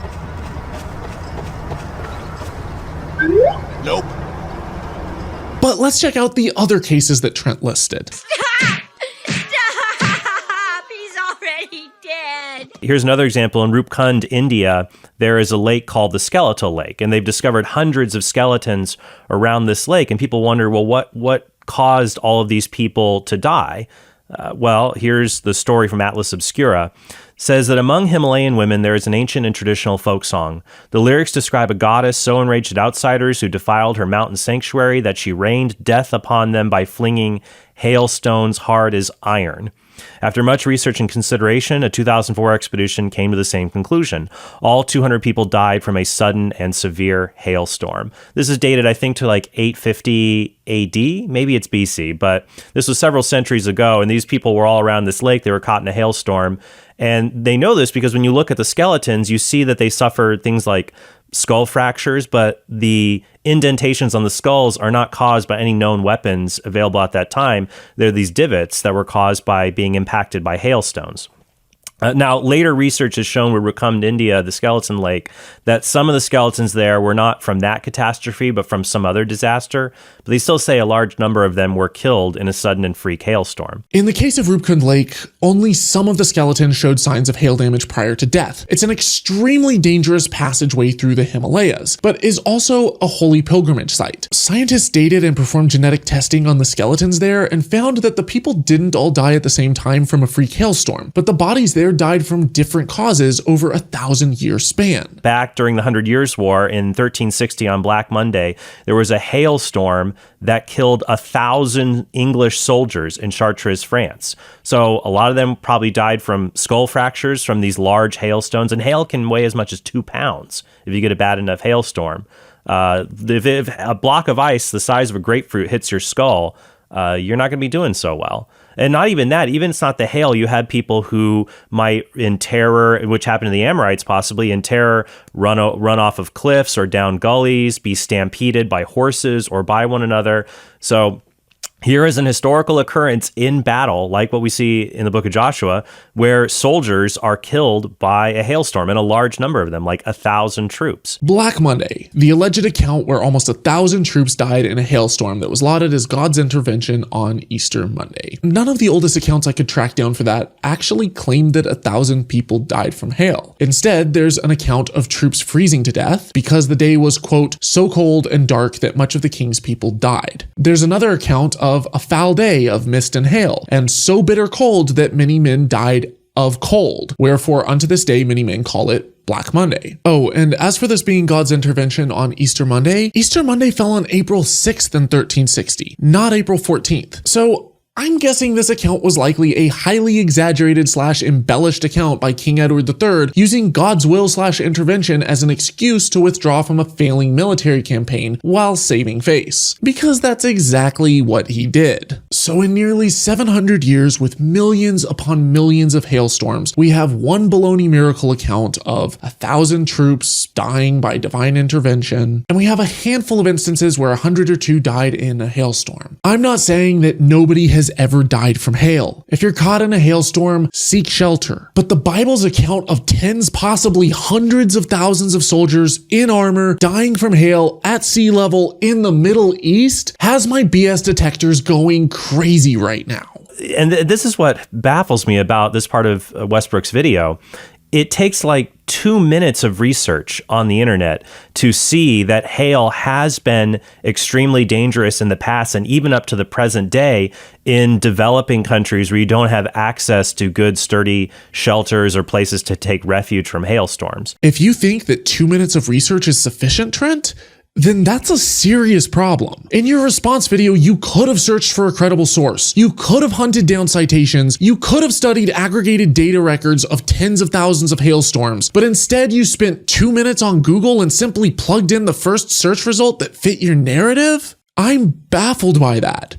As his response continued, Horn made it very clear that he completely missed the point of my video. So one alternative hypothesis to what Westbrook is putting forward here is, okay, God just performed a miracle. He's God. He's all powerful. There's no problem with him doing that. I know very well that people can and do appeal to miracles. This is a type of magic of the gaps, explaining away every inconvenience in scripture with, well, God did it. But see, in your video response to me, you criticize fundamentalists who take the Bible too literally, and even implied it was problematic. Ken Ham, the poster child for having an overly fundamentalist literal view of scripture as a Christian, that people carry with them when they become atheists, and see that trying to treat the Bible like a scientific textbook, it doesn't grow people in their faith. It just turns them into atheists when you do that. I'm not gonna lie, I feel like you're trying to straddle both sides of this intellectual tug of war, depending on which is momentarily more advantageous to you. If you're reading the Bible as a history book, not a metaphor, you have to acknowledge at this point that either the stories as depicted did not happen or were massively embellished or exaggerated. Otherwise, you have to appeal to the supernatural, filling every preposterous claim with unfalsifiable shouts of God magic. But what you can't do is claim the Bible is an accurate, natural, historical document when it makes so many overt, literal claims that are historically bunk and scientifically wanting. And you wonder why my videos target biblical literalists, fundamentalists, and young earth creationists? Sure, you could still say it's all just a happy metaphor in a Jordan Peterson kind of way, and if you want to talk about that, that's okay. But this is not Nothing Fails Like Bible metaphor. This is Nothing Fails Like Bible history. Kobe Cantone Bantuba po YouTube, Kiefo Haluka. Esme man Thomas Westbrook است. Aujourd'hui, biz organizar sobre el origen del lenguaje. Specifically, we'll be learning about der Tombau zu Babel. ¿Y se etimos? Davai! Just how many spoken languages have existed in the world, and where did all of this language diversity come from? Almost every ancient culture has had some kind of myth attempting to explain the origin of languages. Because it's such a universal question, it's such a universal story, with many variations, of course. In one Aztec tradition, mute children are each given a unique language by a magical dove. A Salishan myth tells how an entire village is split over an argument about duck noises, leading to an unfortunate rift in the entire community. And here we thought YouTube drama was bad. Over time, they drifted further apart and began speaking different languages. Other myths blame the confusion of languages on cannibalism, trickster gods, a madness-inducing famine, and in one tradition, it's because some jerk ate a couple of hummingbird eggs. There are as many myths as there are human cultures, but by far the most famous language origin myth is the biblical story of the Tower of Babel. According to the biblical book of Genesis, a worldwide flood has just wiped out all but 8 people: Noah, his wife, his 3 sons, and their wives. God tells them to be fruitful and fill the earth, which they start to do before humanity clusters in one city and begins building a giant tower to reach to the heavens. That ticks God off, so he confuses their languages. No longer able to communicate, they disperse throughout the world. Now, that's just a brief summary, and there are plenty of comically absurd aspects to that story, which I'm not going to cover in this video, because I already did in my reboot of animated Bible myths. I'll put a link to that video below in case you missed it. What I do want to look at in this video is the historicity of this story and whether there's any evidence indicating that it actually happened, or if it goes against all of the archaeological findings and scientific data. Immediately after the flood, the Bible's author lays out an 11-generation family tree of Noah's descendants and says how long each of them lived. So while the author is anonymous, it's pretty clear that this is not a first-hand witness to any of this, but they're writing this down way after the fact. How much later? Well, we don't know, but bear in mind that the earliest written fragments of scripture we have are from almost 2,000 years later. Once they've given the who's who of Noah's family tree, the very first story after the flood is the Tower of Babel, which it says was built in the plain of Shinar. Shinar is mentioned 8 other times throughout the Bible, and we know exactly where it is. It's right here in Babylonia, specifically this little region between the Tigris and Euphrates rivers. It doesn't technically say who built it, but it's widely believed to have been a guy named Nimrod, because according to the Bible, Babel was built shortly after the flood before everyone started to spread out and populate the earth, and the Bible says that Nimrod built the city of Babylon where the tower was, and that he later went on to build several other cities in Shinar before dispersing to Assyria and building 4 more cities there. And this is where the Bible runs into major insurmountable problems. First off, Nimrod is Noah's great-grandson. There have only been 3 generations since the flood wiped out all but 8 people. Who exactly is he building these cities with? See, we know that Generation 1 consisted of just 3 couples, Noah's sons and their wives. Combined, they have 16 boys, and since human biology dictates that the average natural sex ratio for humans is 0.95 girls for every boy, and we'll be generous and round up, then that gives us a total of 32 people or 16 couples by Generation 2. From here, the Bible only follows 3 of these people's lineages, but even if we assume that each of these 16 couples had 14 kids, which is over twice the country with the highest total fertility rate on Earth, that gets us only 224 babies for Generation 3. And that's assuming an infant mortality rate of 0, that no one died in childbirth, and no one died of disease or starvation, scrounging for food after the flood. And remember, this is before modern medicine, and this entire generation would be severely inbred. It also assumes that everyone had kids, and that there were no violent deaths, which is absurd because based on a wealth of anthropological data, we know that hunter-gatherer societies have traditionally been significantly more violent than urban societies are today, and they had much shorter life expectancies. So by the time Nimrod arrives on the scene, if we really fudge the numbers in the Bible's favor, then we can grant them up to 264 people on the entire planet. A more realistic number would be about 1/3 of that, or about 88 people. And yet the Bible has Nimrod founding 2 great kingdoms with 4 sprawling cities each. We haven't even looked at the archaeological evidence yet, and the Bible's already debunked itself. But I'm not done. See, the cities that Nimrod allegedly founded were Babylon, Uruk, and Nineveh, all of which are very well-known cities in Mesopotamia, and 5 other cities which are listed which historians still aren't certain as to where exactly they're located. Now, here's the crazy thing. The first 3 cities we know a lot about, and they weren't all founded by the same person. In fact, they weren't even all founded by the same culture or at the same time period. Uruk is so old that there are multiple cities built on top of each other dating back to 5000 BCE. Nineveh shows signs of occupation as early as 1,000 years earlier in 6000 BCE. And both of these cities would thrive for thousands of years before Babylon was built in 2300 BCE. In fact, 800 years before the founding of Babylon, Uruk was an absolute powerhouse, a sprawling city so big that archaeologists estimated its population at 40,000 residents. So unless this Nimrod dude lived for 3,000 years, then this is a big fat swing and a miss. As for the tower, sure, some of these cities built stepped towers called ziggurats, and these may have been the inspiration for the biblical story written a millennium and a half later by Jews living in Babylonian captivity. But unlike the biblical narrative, these towers weren't abandoned, they were completed and had temples at the top of them that were fully operational. There is an unfinished ziggurat in the city of Eridu, but it was built over the remains of multiple temples since Eridu was not a new city when this ziggurat's construction began, and it also wasn't the first ziggurat ever built. And by the time the ziggurats at Babylon and Eridu were constructed, the ancient Egyptians had already completed the massive stepped pyramid of Djoser. They had a very distinct language and were beginning to record written records and hieroglyphics. Not only that, but archaeologists have found jewelry, precious metals, and lapis lazuli as early as 3300 BCE in Naqada, Egypt. Egypt doesn't have lapis lazuli mines. There was only one source of this blue rock in the ancient world. It was mined and traded from the Kokcha River Valley in northeastern Afghanistan. That means that there were trade routes all the way from Afghanistan to southern Egypt long before the first ziggurat was ever constructed, and 1,000 years before Babylon was even a city.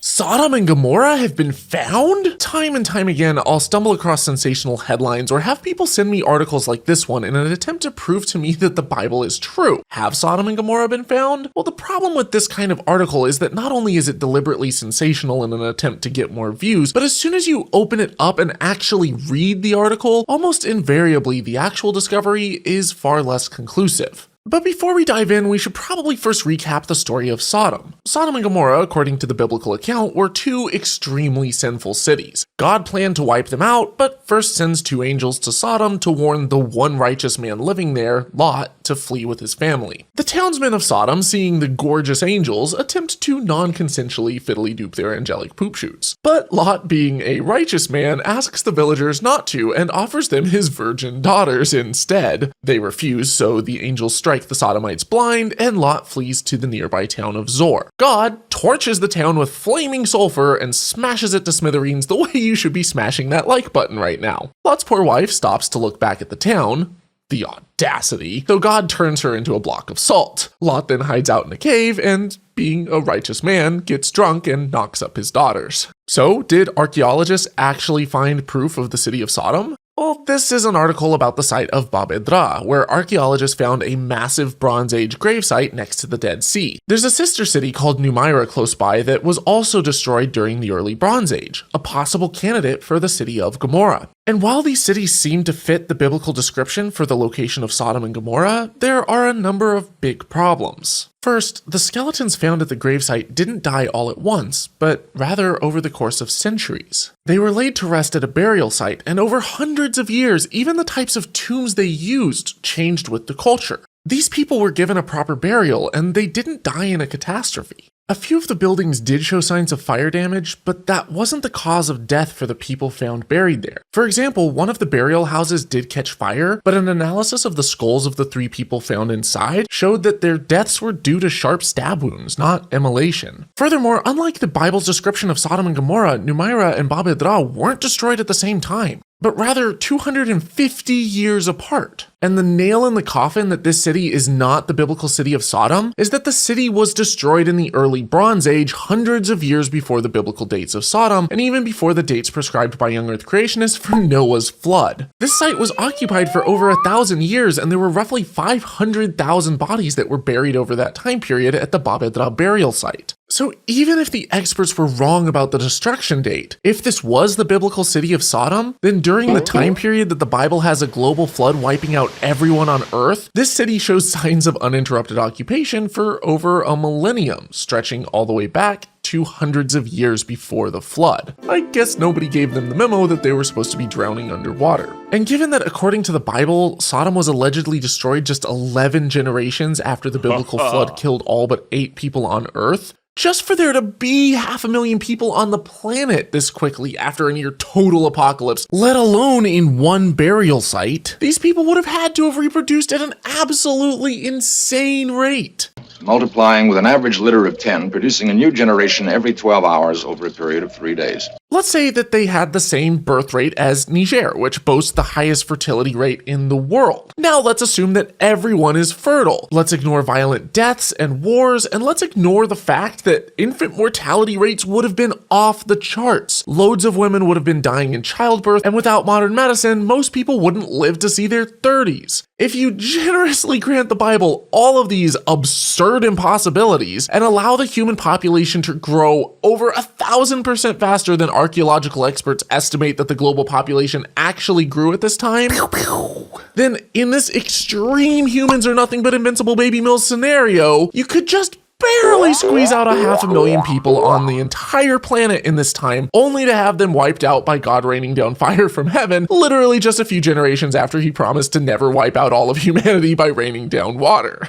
Also, how are there so many people clustered in one city when God literally just dispersed everyone across the globe a few generations earlier for trying to cluster in a city to build the Tower of Babel? And remember, this is all in just one city. By this point, the Bible's mentioned a ton of other cities, so whether or not this is Sodom, the 500,000 bodies found at Babel presents an insurmountable problem for biblical literalists. Now, because there are so many major discrepancies with the biblical account, Babel isn't the only place proposed by creationists to be the city of Sodom. There's a city north of the Dead Sea called Tal el-Hammam, which may have been destroyed by a naturally occurring meteor blast similar to the one that slammed into Russia in 2013. And it's possible that this or a similar event was the inspiration for the story of Sodom and Gomorrah. After all, failing to understand the physics behind natural disasters like earthquakes, meteors, and volcanoes, early humans often falsely attributed these as divine wrath and claimed they were punishment for egregious sins. But the moment one Bible scholar proposed Tal el-Hammam to potentially be the site of Sodom, other biblical literalists immediately shot it down because it doesn't literally fit the time and location the Bible gives for Sodom, which could pose significant problems for the inerrancy of the Bible. Also, even the Christian archaeologists excavating Tal el-Hammam admit that the site shows signs of continuous occupation going back 2,500 years before the date of its destruction. In other words, people were flourishing here a couple hundred years before most young Earth creationists claimed that the Earth was created, and the residents of this city didn't seem at all to be affected by the global flood that was supposed to have wiped them out. But the claims of biblical archaeologists don't stop there. On both sides of the Dead Sea, there are caves which people without any evidence claim to be the cave that Lot got drunk in after fleeing Sodom. But what most of these people aren't aware of is just how many caves there are in Israel. This small country boasts over 1,200 caves, and those are just the ones that we know about. Finding a cave in the general vicinity of the Dead Sea isn't exactly remarkable. With no perfect candidate for the city of Sodom, creationists were getting desperate, and even resorted to scouring the bottom of the Dead Sea in a rinky-dink submarine, believing that upon its destruction, Sodom could have slipped into the sea. Budget James Cameron here spotted a small, oddly shaped lump and declared that because it sort of looked man-made, then they may have found evidence of Sodom.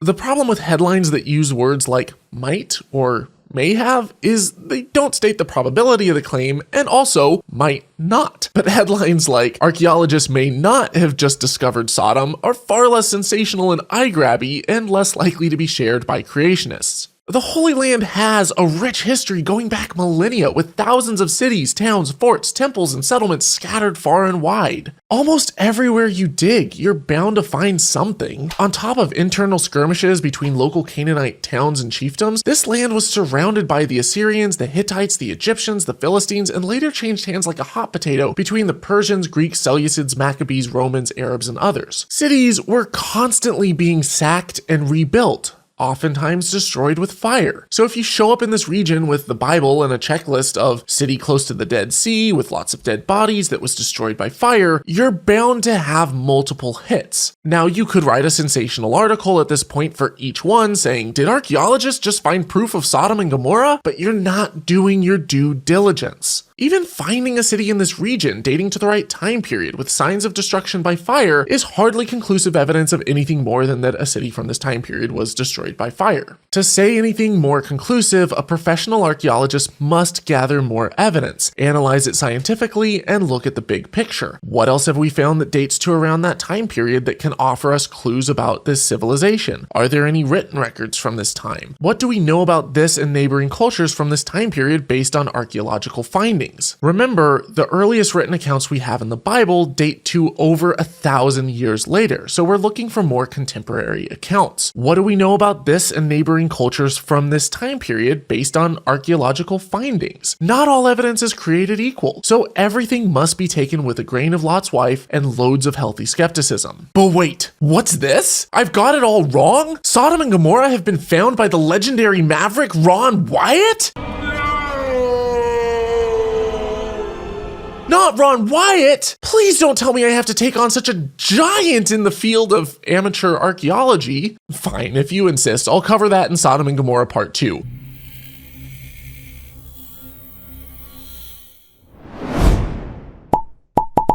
The real Sodom and Gomorrah have been found, folks. Time to throw in the towels, atheists, because Ron Wyatt has provided the evidence you so willfully chose to ignore.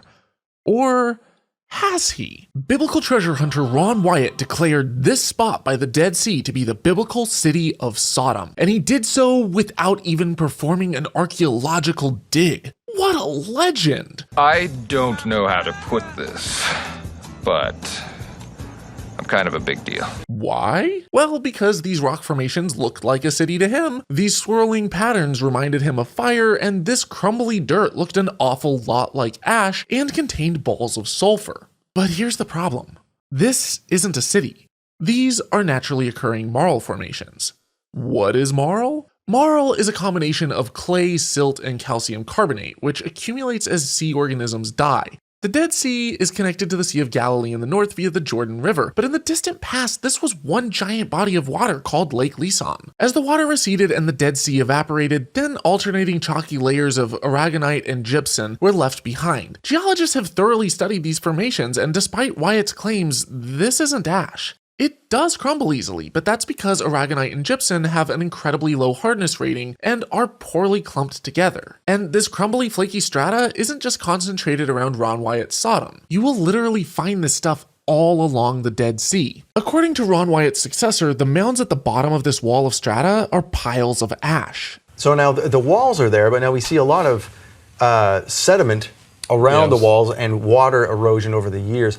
What is all that sediment there? That's more of the ash that's just run down, the loose part of it that has worked its way down. In actuality, this is what geologists refer to as a slump, and it occurs when bits of talus, in this case flakes of sediment, crumble off due to erosion and fall to the base of the cliff, just like at this location in Isfjord, Svalbard, Norway. Ron thought that this was a city because these walls look man-made. Looking down the city streets, one can notice man-made shapes which are not found in nature.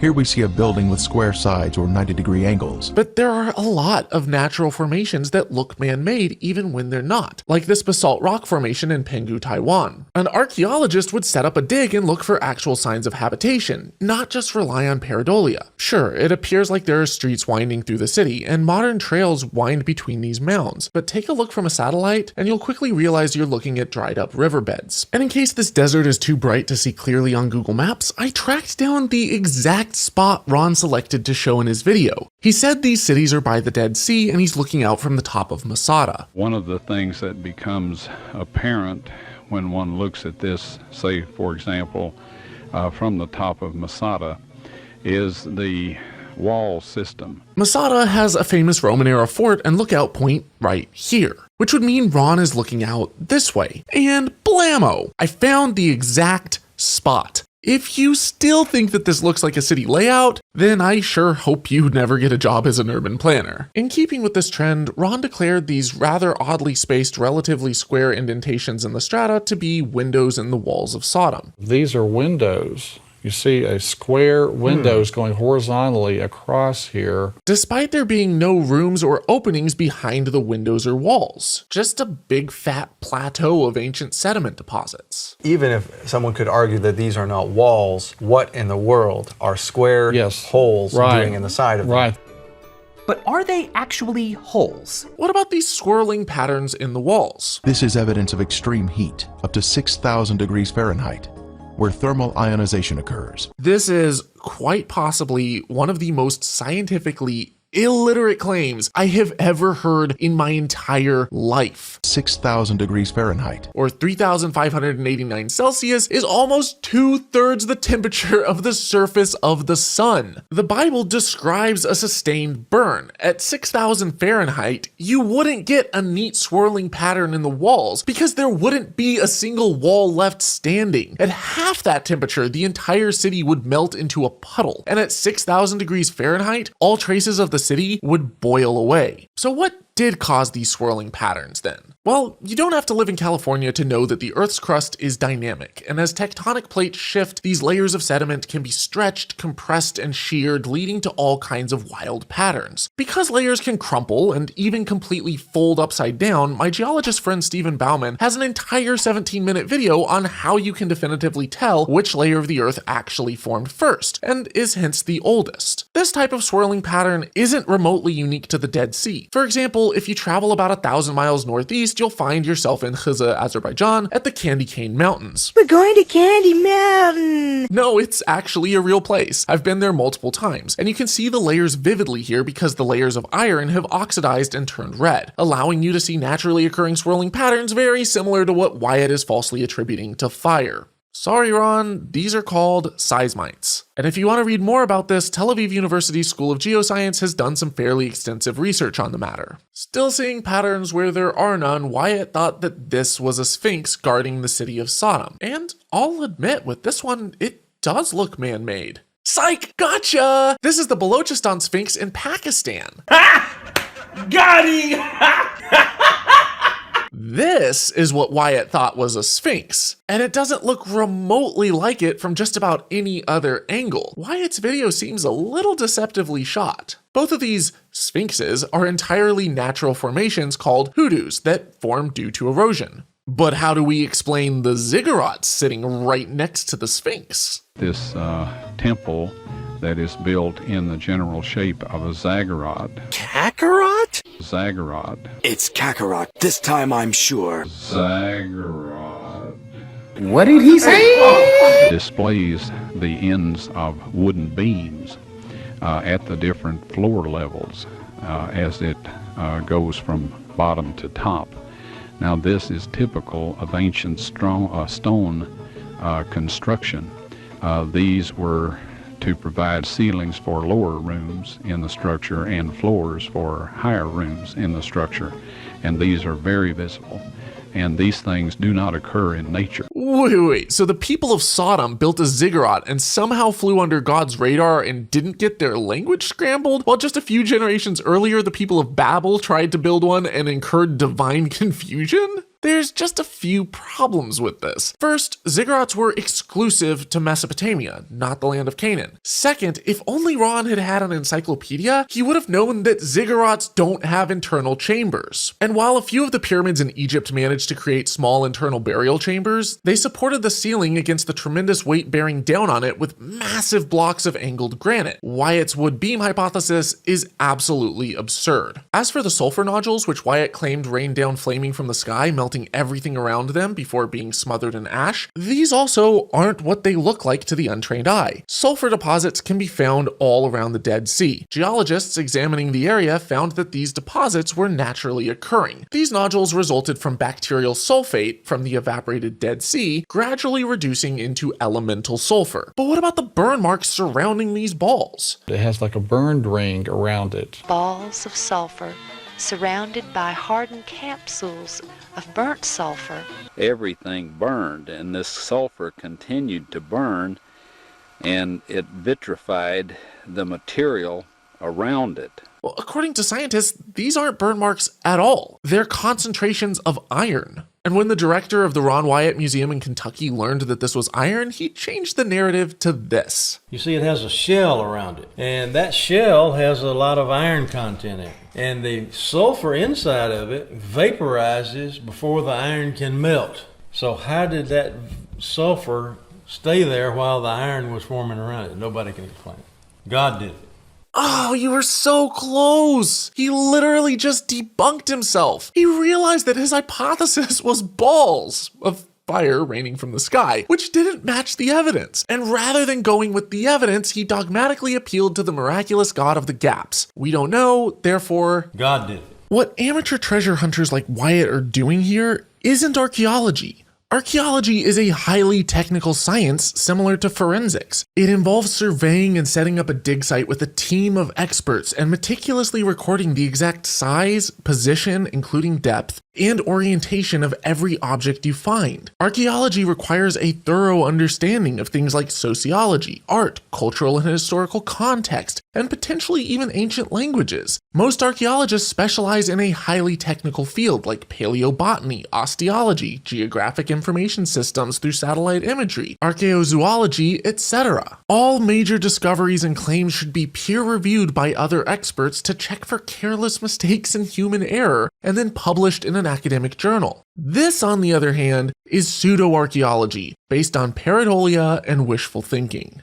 Pilgrims and treasure hunters have been showing up in the Holy Land for centuries, declaring anything and everything to be something biblical. There are literally rock formations on both sides of the Dead Sea labeled as Lot's wife, because according to the story of Sodom and Gomorrah, when the city was destroyed, Lot's wife looked back at it and turned into a block of salt. And I guess if you're using the Ron Wyatt method of square pegging round holes, this rock does vaguely resemble a woman, despite it being the size of a 3 to 4 story townhome. Damn, boy, he's thick! Boy, that's a thick-ass boy! Damn! There's a term used to describe biblical archaeologists who enter a dig site with foregone conclusions based on a pre-existing bias. It's called excavating with the Bible in one hand and the trowel in the other. Rather than realizing their bias and attempting to be as objective as possible, some archaeologists embrace it and double down. Oh, hi! Didn't know you were there. I just had my Bible and my trowel together here. You know, we always excavate with the Bible in one hand and the trowel in the other. Some people accuse us of having a Bible in one hand and a trowel in the other, since we actually believe the Bible and we're archaeologists. So I thought this would just maybe drive those friends crazy, and the rest of you might really get a kick out of it. This is already poor methodology, but Ron Wyatt takes the cake, because he took it a step further and just left the trowel at home. But didn't Ron Wyatt also find the Red Sea crossing, Noah's Ark, the Ark of the Covenant, the 10 Commandments, the Tower of Babel, and the location of Jesus' crucifixion? Didn't he bring experts in and perform proper scientific analysis on those sites? You can't just dismiss him that easily. You know what? You're right. The story of Ron Wyatt is so peculiar, it's so weird, so strange, so insane, that I think it's about time that we dedicate an entire video to the life and finds of Ron Wyatt. Make sure you're subscribed and hit the notification bell so that you don't miss them.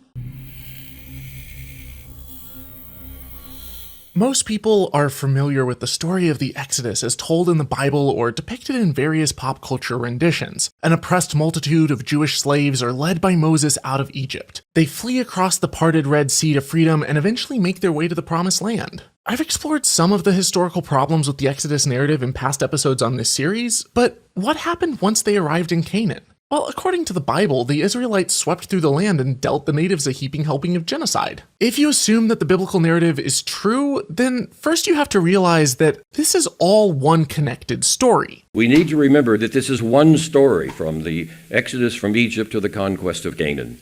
The beginning and the end. You cannot separate them. If the biblical story of the Exodus and conquest of Canaan is historical, then not only does all the archaeological evidence at these locations and the surrounding regions need to fit the biblical account, but the dates have to line up relative to each other and also fit the biblical timeline. For example, if the Bible says that the Israelites under Joshua conquered all of Canaan after leaving Egypt, then even if you find evidence of Semitic people leaving Egypt and you find evidence for all of the cities and their destruction, if they were destroyed before the Exodus, then you don't have a consistent narrative. Or if the cities were destroyed hundreds of years apart from each other, then the story falls apart. In archaeology, the proper dating of cities, artifacts, and events is crucial. And most of the time, stuff from Egypt and Canaan from the late Bronze Age onwards can usually be accurately dated with a very small margin of error of about a few decades or less. So when a creationist organization finds bits of evidence that seem to fit their biblical beliefs, but they don't tell you when it dates to, be cautious, because there is bias at play. Or when they pretend like it fits the right time period by making the time window so huge that everything fits in it. What's more, the bones from these graves date from the Old Testament era. Are you serious? It dates to the time of the Old Testament? Wow. That's a 4,000-year window. That's the equivalent of arguing that Julius Caesar could have met Queen Elizabeth because they both lived during the Holocene epic. It's too... Elizabeth. come on, man, I know she's old, but she ain't that old. Let's take an objective look, though, and see if the archaeological evidence that we find in modern-day Israel matches the biblical story of the conquest of Canaan, and see if the dating of these towns, events, and objects fits the biblical timeline. According to the Bible, God told the Israelites to completely wipe out everyone in Canaan, and Joshua 12 records the Israelites facing off against the armies of 31 kings of major Canaanite cities, listed by name, whom the Israelites allegedly conquered. And there's a problem with this. Whether you put the Exodus in the 1400s or the 1200s, this large-scale destruction of Canaanite cities by a massive Israelite army doesn't bear out in the archaeological record. Of the 31 sites said in the biblical narratives to have been taken, that is, overrun or conquered by invading Israelites, only 2 or 3 show any sign of destructions at the requisite Late Bronze Iron One age transition. Bethel shows the destruction at this time, followed by a presumably Israelite squatter occupation, but the excavation and publication were too poor to be precise.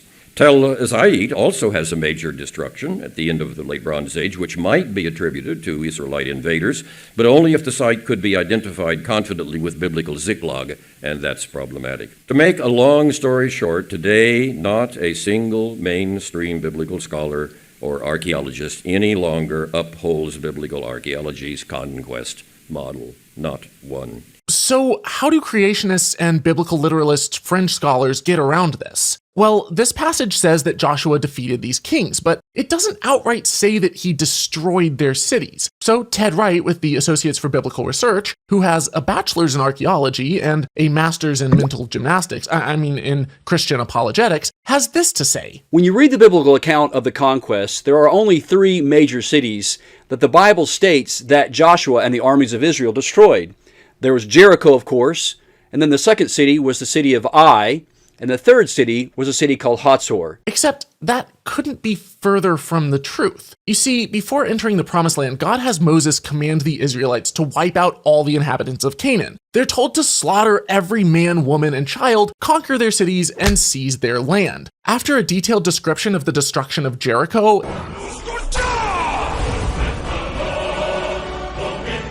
and Ai, the Bible describes the complete and total destruction of the cities of Makkedah, Libnah, Lachish, Eglon, Hebron, Debir, and Hatzor. It mentions them by name, saying they conquered each of these cities and put everyone in them to the sword. And before that, it says that they utterly destroyed 60 fortified cities with high walls, gates, and bars in the region of Bashan. They wiped out numerous other walled villages there and did the same thing to every single town and city in the area of Heshbon. It's a lot of crazy names, but bear with me. So we're already at over 69 utterly destroyed strongholds according to the Bible, and we're just getting started. You see, Joshua 10 goes on to describe how the Israelites conquered the whole region, sweeping through the hill country, desert, foothills, and mountains, totally destroying all who breathed, just as the Lord, the God of Israel, commanded. All these kings and their lands Joshua conquered in one campaign. Joshua 11 describes how all of the kings came out, battle against them, a huge army as numerous as the sands on the seashore. The Lord gave them into the hand of Israel, they defeated them until no survivors were left. No survivors? Then where do the stories come from, I wonder? And after defeating these kings, Joshua took all of these royal cities and their kings and put them to the sword. He totally destroyed them, not sparing anyone that breathed. Except for the Hivites living in Gibeon, not one city made a treaty of peace with the Israelites, who took them all in battle. For it was the Lord himself who hardened the hearts to wage war against Israel, so that he might destroy them more totally, exterminating them without mercy. Just how many cities did they conquer and exterminate according to the Bible? Well, most of the rest of the book of Joshua describes in great detail how the land and various towns and villages were divided among the tribes of Israel. And if you add up the numbers, you get at least 300 cities as like a bare minimum. How do I know that exactly? Well, let's just say that I spent quite some time sifting through all of these chapters, snipping out all of the parts that mention the cities and the territories that are divvied up, and I put it all in one document and tallied them up, making sure to remove duplicates. When you read the biblical account of the conquest, there are only 3 major cities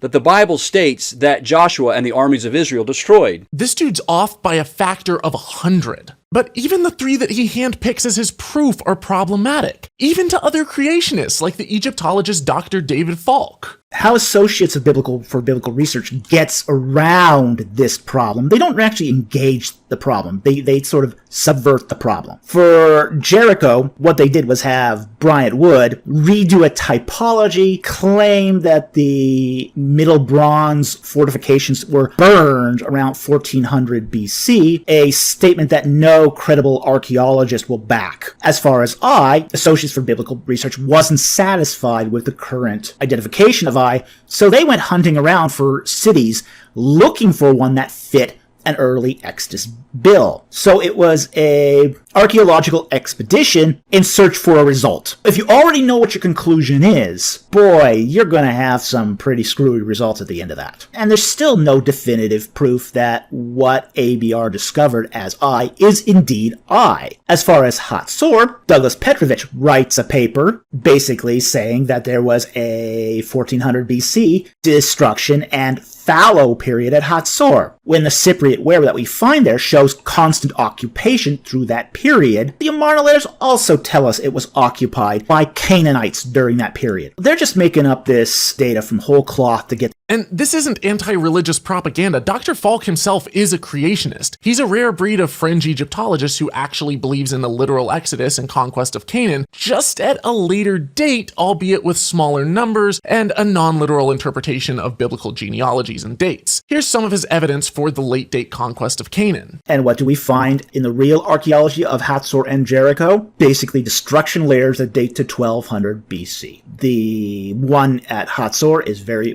well documented, very well recorded. It was pristine archaeology. The one at Jericho was recorded by Kathleen Kenyon and has recently been confirmed by the archaeological work of Lorenzo Nigro. So that pretty much settles that question. Except that it doesn't. Not even remotely. For starters, he completely glossed over I, but Hatzor is pretty much all they have. Hatzor was indeed violently destroyed, but the acting field director, Sharon Zuckerman, thinks that this was due to internecine warfare. What about Jericho? What did Kathleen Kenyon actually find? Distinguished British archaeologist Dame Kathleen Kenyon established 50 years ago that the walls of Jericho were destroyed many centuries before Joshua's time, probably by earthquakes, and that there was virtually nothing there in the conquest era. That's a bit of an overstatement by the History Channel. She did actually find some evidence that Jericho was sparsely re-inhabited after its 1550 BC destruction, but it appears to have been a tiny settlement during Falk and Wright's dates for Joshua, and was nothing like the massive, powerful city of its glory years, or like how the Bible describes it during Joshua's conquest. Falk then cites Lorenzo Nigro's more recent work as confirmation, but the paper that he cites barely even mentions this time period other than to say how sparse our finds from it are. And if you keep reading, Nigro even includes a section on the problems with the biblical Joshua narrative. Sure, a small mud brick wall was patched together on top of the ruins of the massive limestone wall of its glory years, but when asked about this wall in 2019, Nigro had this to say on the matter.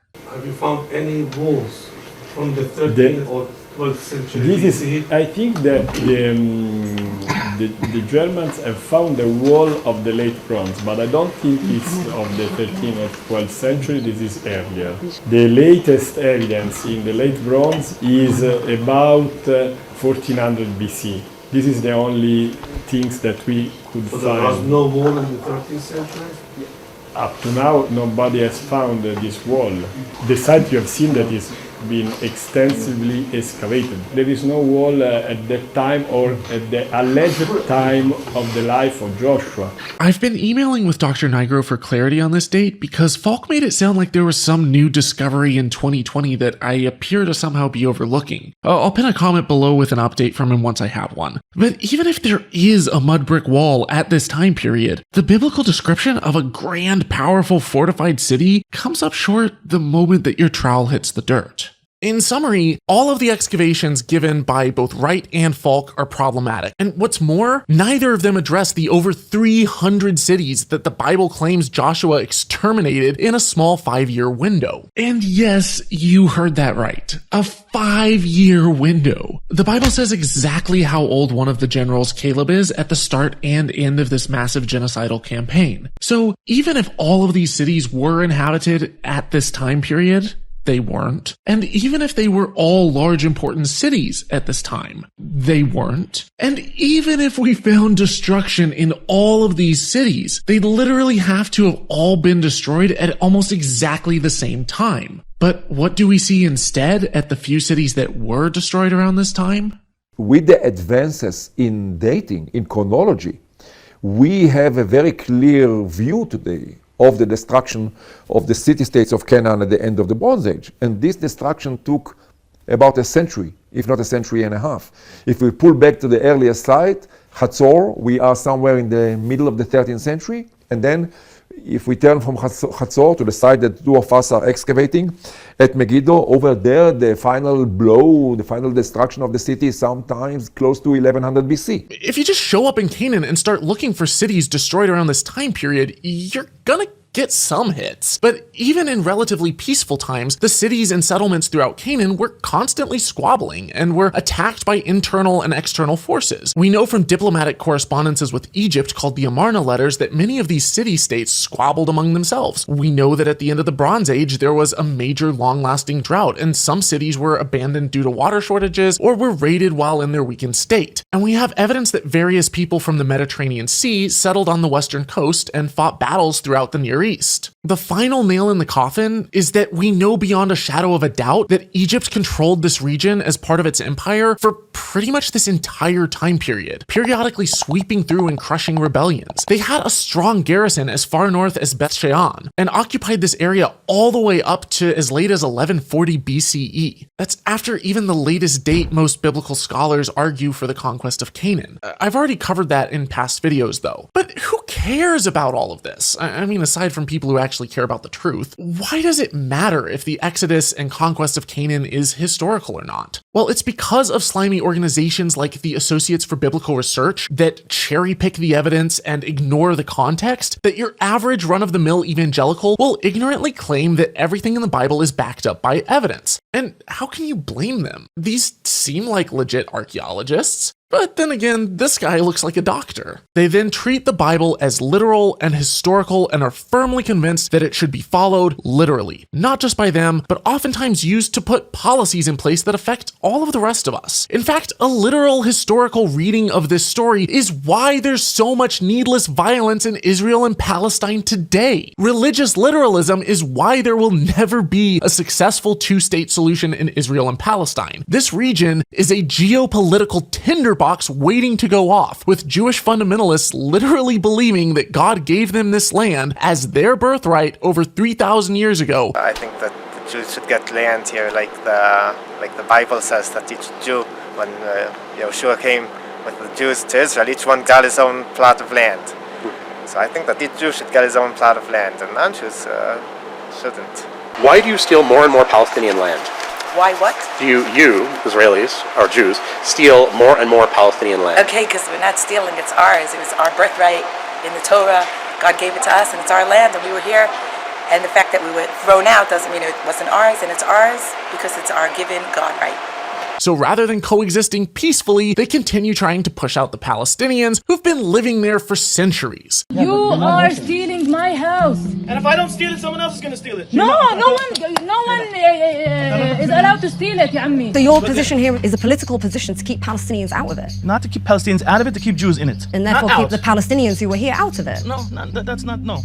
That's a necessary evil. Meanwhile, the third most holy site in Islam, the Al-Aqsa Mosque in Jerusalem, is built directly on top of the destroyed Jewish temple, leaving Jews with nothing but a wall to wail at. So they fight and squabble, kill and bomb each other, while over 4 billion foreign Christians and Muslims look on, acting as if it's only other people's religions that are the problem, while each religion's most radical fringe sits on the edges, stoking the apocalyptic fire. I don't expect everyone who watches my videos to become an atheist, nor would I want you to change your mind over just one video. But for God's sake, can we please stop treating these texts like every single word is literal history written by a perfect God whose farts don't smell? Sure, there are elements in the Bible that are historical, but when you stop and actually critically examine the archaeological evidence, you discover that especially the earlier stories in the Bible cannot be taken literally. And that's where you find that nothing fails like Bible history. This is one of the craziest stories of fraud and deception in the history of archaeology. It's the tale of how one nurse anesthetist from Tennessee named Ron Wyatt fooled millions of Christians and Muslims around the world into believing that he had found the actual remains of Noah's Ark. In a moment, you're going to meet some people who are positive they have found the Ark. This is indeed Noah's Ark. So in 2021, my former editor Eric and I took a road trip up to his operations headquarters, an old gas station repurposed as the Wyatt Archaeological Museum, and I've been slowly and methodically piecing together the full story ever since. It's 1959. A Turkish army captain named İlhan Derupinar is studying aerial photographs for a NATO mapping project. Deep in the mountains of eastern Turkey, about 15 miles from Mount Ararat, he spots something unusual. A large, boat-shaped formation hidden in the hills. His discovery was so intriguing that Life magazine featured it in 1960, declaring it a possible candidate for Noah's Ark. Scientists were naturally skeptical, but curious. So initial surveys were conducted by a joint Turkish and American team who, after a brief examination, determined that this was most likely just a natural geological formation. Interesting, but definitely not a 4,000-year-old boat. Case closed, right?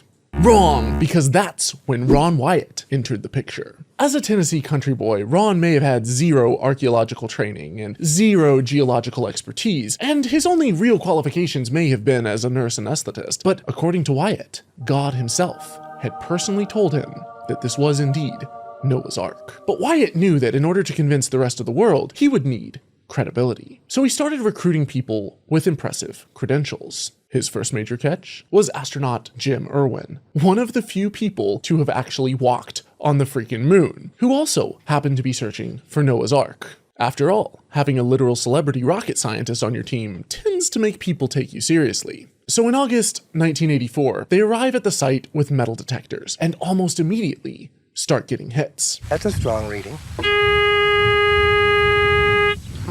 According to Wyatt, these weren't random metal readings. They were evenly spaced bulkheads, marking the interior rooms of Noah's Ark. He saw what he believed were petrified structures of an ancient ship whose deck had collapsed. He saw what looked like deck joists and deck support timbers. They collected samples and sent them to labs, which confirmed the presence of man-made metal. Amazing. Next, in the summer of 1985, Wyatt recruited John Baumgartner, a geophysicist from Los Alamos National Laboratory. Then came Dave Fassold, a marine salvage expert who brought along what Wyatt claimed was cutting-edge technology, a molecular frequency generator that could detect metal signatures deep underground. According to Turkish government officials and journalists from ABC, they used this marvel of modern technology to create preliminary maps of the entire internal structure of the Ark, marking it with colorful yellow ribbons. We have taken metal detection equipment and we have found metal lines all along this boat at even intervals. We have found right-angled material on the boat. Now we're getting somewhere. Yes, science! Ron returned later that year with geologist Tom Finner, who brought with him a ground-penetrating radar. But because the Turkish government had lost multiple soldiers earlier that year defending these American treasure hunters from terrorist attacks, this time they were denied a permit. But that didn't stop Wyatt. After all, God wanted this Ark scanned. So they snuck back to the mountain, ran the ground-penetrating radar over the site, and astonishingly, according to Wyatt at least, determined conclusively that this was in fact a man-made structure. I can look anybody in the eye and say that this boat-shaped formation in eastern Turkey is actually the remains of Noah's Ark. The team seemed legitimate, the technology sounded impressive, and the evidence appeared overwhelming. There was just one tiny problem. Actually, there were several problems. Big ones, which would eventually lead to Wyatt's entire team of experts rejecting Wyatt's claim that this was Noah's Ark. Now, Wyatt was no stranger to spinning wild, extravagant tales to fit his narrative, like claiming that this Ark had originally landed higher up the mountain, then somehow floated down on a lava flow to its current position where it wedged against this rock here. He concluded that it was a small volcano that had erupted long after Noah's Ark had landed, and that it had carried the ship down the mountainside about a mile, where it was impaled on the limestone outcropping, then covered in lava. The lava then encased the ship like a time capsule. Let me repeat that. He claimed a wooden structure covered in bitumen, which is essentially tar, somehow survived floating down molten lava without burning up. No. As a recovering pyromaniac, I'm pretty sure that's not how tar-coated wood and fire work. On a sciencey side note, the temperature of lava is over 1,000 degrees hotter than the flashpoint of bitumen-coated wood. But let's ignore that small physics-defying claim for now, because we have much bigger problems to address, beginning with the tools that Wyatt used. You know the high-tech molecular frequency generator which Dave Fassold used to detect the metal bulkheads? Turns out, it was nothing more than dowsing rods connected to a battery, a completely pseudoscientific scam device that relies on the ideomotor effect and wishful thinking. It's the kind of junk sold to amateur treasure hunters and has been thoroughly debunked for decades. Psychologists will tell you there's such a thing as an ideomotor reaction, an unconscious reaction in which the person who's operating the machinery or whatever unconsciously tilts or very, very slightly changes the position of the hand or however the thing is held. But even the legitimate tools like metal detectors and ground penetrating radars were being used in the most amateur way imaginable. See, the ground at the Derupinar site is loaded with igneous rock, rich in naturally occurring magnetite, limonite, and goethite, all minerals that easily set off metal detectors. The primitive 1980s detectors which Wyatt was using were White's VLF Coinmaster 6000 DI detectors, which can only penetrate about 30 centimeters. In ideal conditions, that's less than a foot, and this soil was far from ideal. Wyatt's detectors had basic ground balancing and discrimination, but they weren't built to tell buried iron artifacts apart from the iron-rich soil itself. In certain modes, like GEB Norm or Max, the detectors would constantly beep at ordinary mineralized ground, unless tuned perfectly and repeatedly, which Wyatt clearly didn't do, as I will show in the next footage. But if he tried to use discrimination settings in order to quiet these false alarms, he would end up silencing the exact iron signals he was hunting for. How do I know this exactly? Because it's 4 o'clock in the fucking morning and I just got done reading the entire manual of a 1980s metal detector. I don't know what I'm doing with my life, but if you appreciate all of the hard work and dedication that goes into this flagship series, you can support my work with a per-video pledge on patreon.com/holykoolaid or a one-time PayPal donation. Thank you so much. Now back to the video. Watch this footage here of Dave Fassold's amateur excitement as Baumgartner uses the metal detector. Keep walking. Do you want a measuring tape to measure these things, how far apart they are?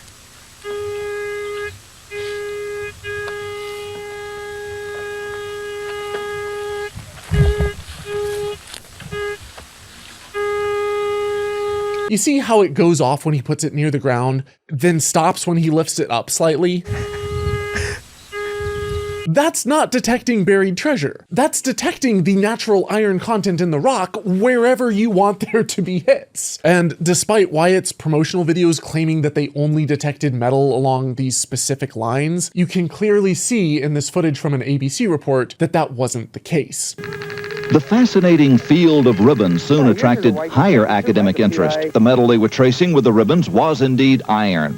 The detector is going off everywhere, which should have been the first clue that maybe, just maybe, they were detecting their own confirmation bias, not ship parts. By the way, as an absolute slap in the face to the intelligence of his audience, Wyatt literally included this footage in his promo videos, and none of them caught it. But the ground penetrating radar situation was somehow even worse. Because they didn't have a permit from the Turkish government, Wyatt hastily ran a few clandestine radar passes over just the southernmost section. And when I say hastily, they were in and out of there in just 30 minutes. He then extrapolated diagrams over the entire structure, claiming there were detailed internal walls and divisions, far beyond what their limited scanning could possibly have determined. But it gets so much worse. What?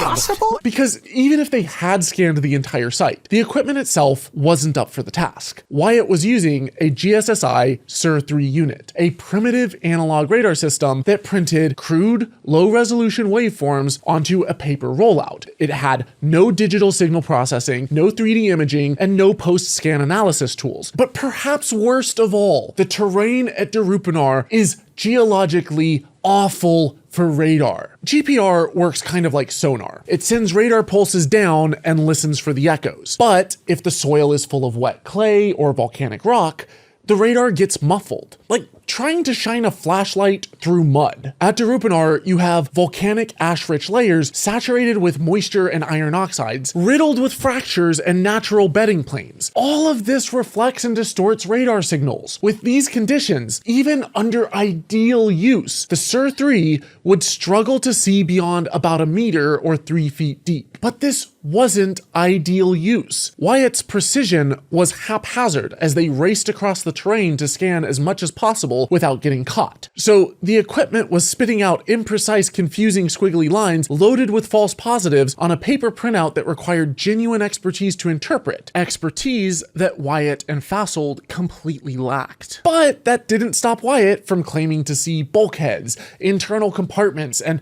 metal ingots all along the bottom of the boat in spots that were up to 25 feet deep. There are tons and tons of chunks of ingots, and that's what's used for ballast in the boat.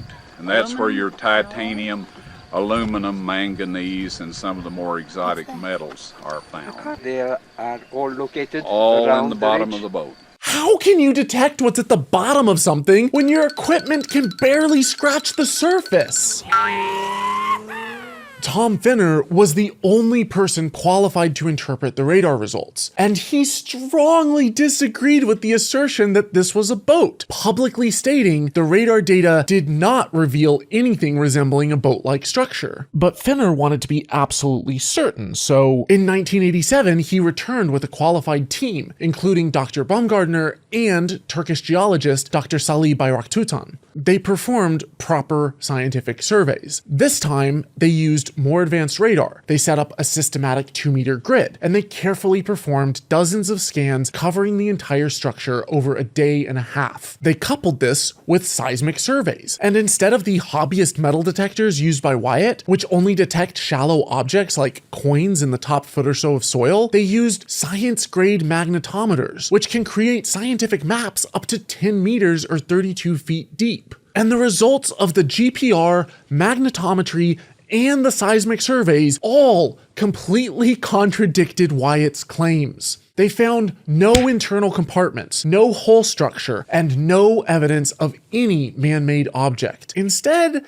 they found exactly what you would expect to find if you were studying a natural geological formation: a shallow, planar rock surface beneath mudflow debris. The walls that Wyatt had eagerly interpreted were simply point targets and natural bedding reflections, common geological features that only appear artificial if you treat a GPR printout like a Rorschach test and are desperately looking for a boat. And the most hilarious part is that the one section that Ron Wyatt scanned had literally the worst possible soil and was the least favorable for radar penetration out of the entire structure. Had he scanned further north, he would have covered denser, more homogeneous, less conductive limestone. Wyatt literally missed the only part of the site where GPR could yield meaningful data. I'm not even mad.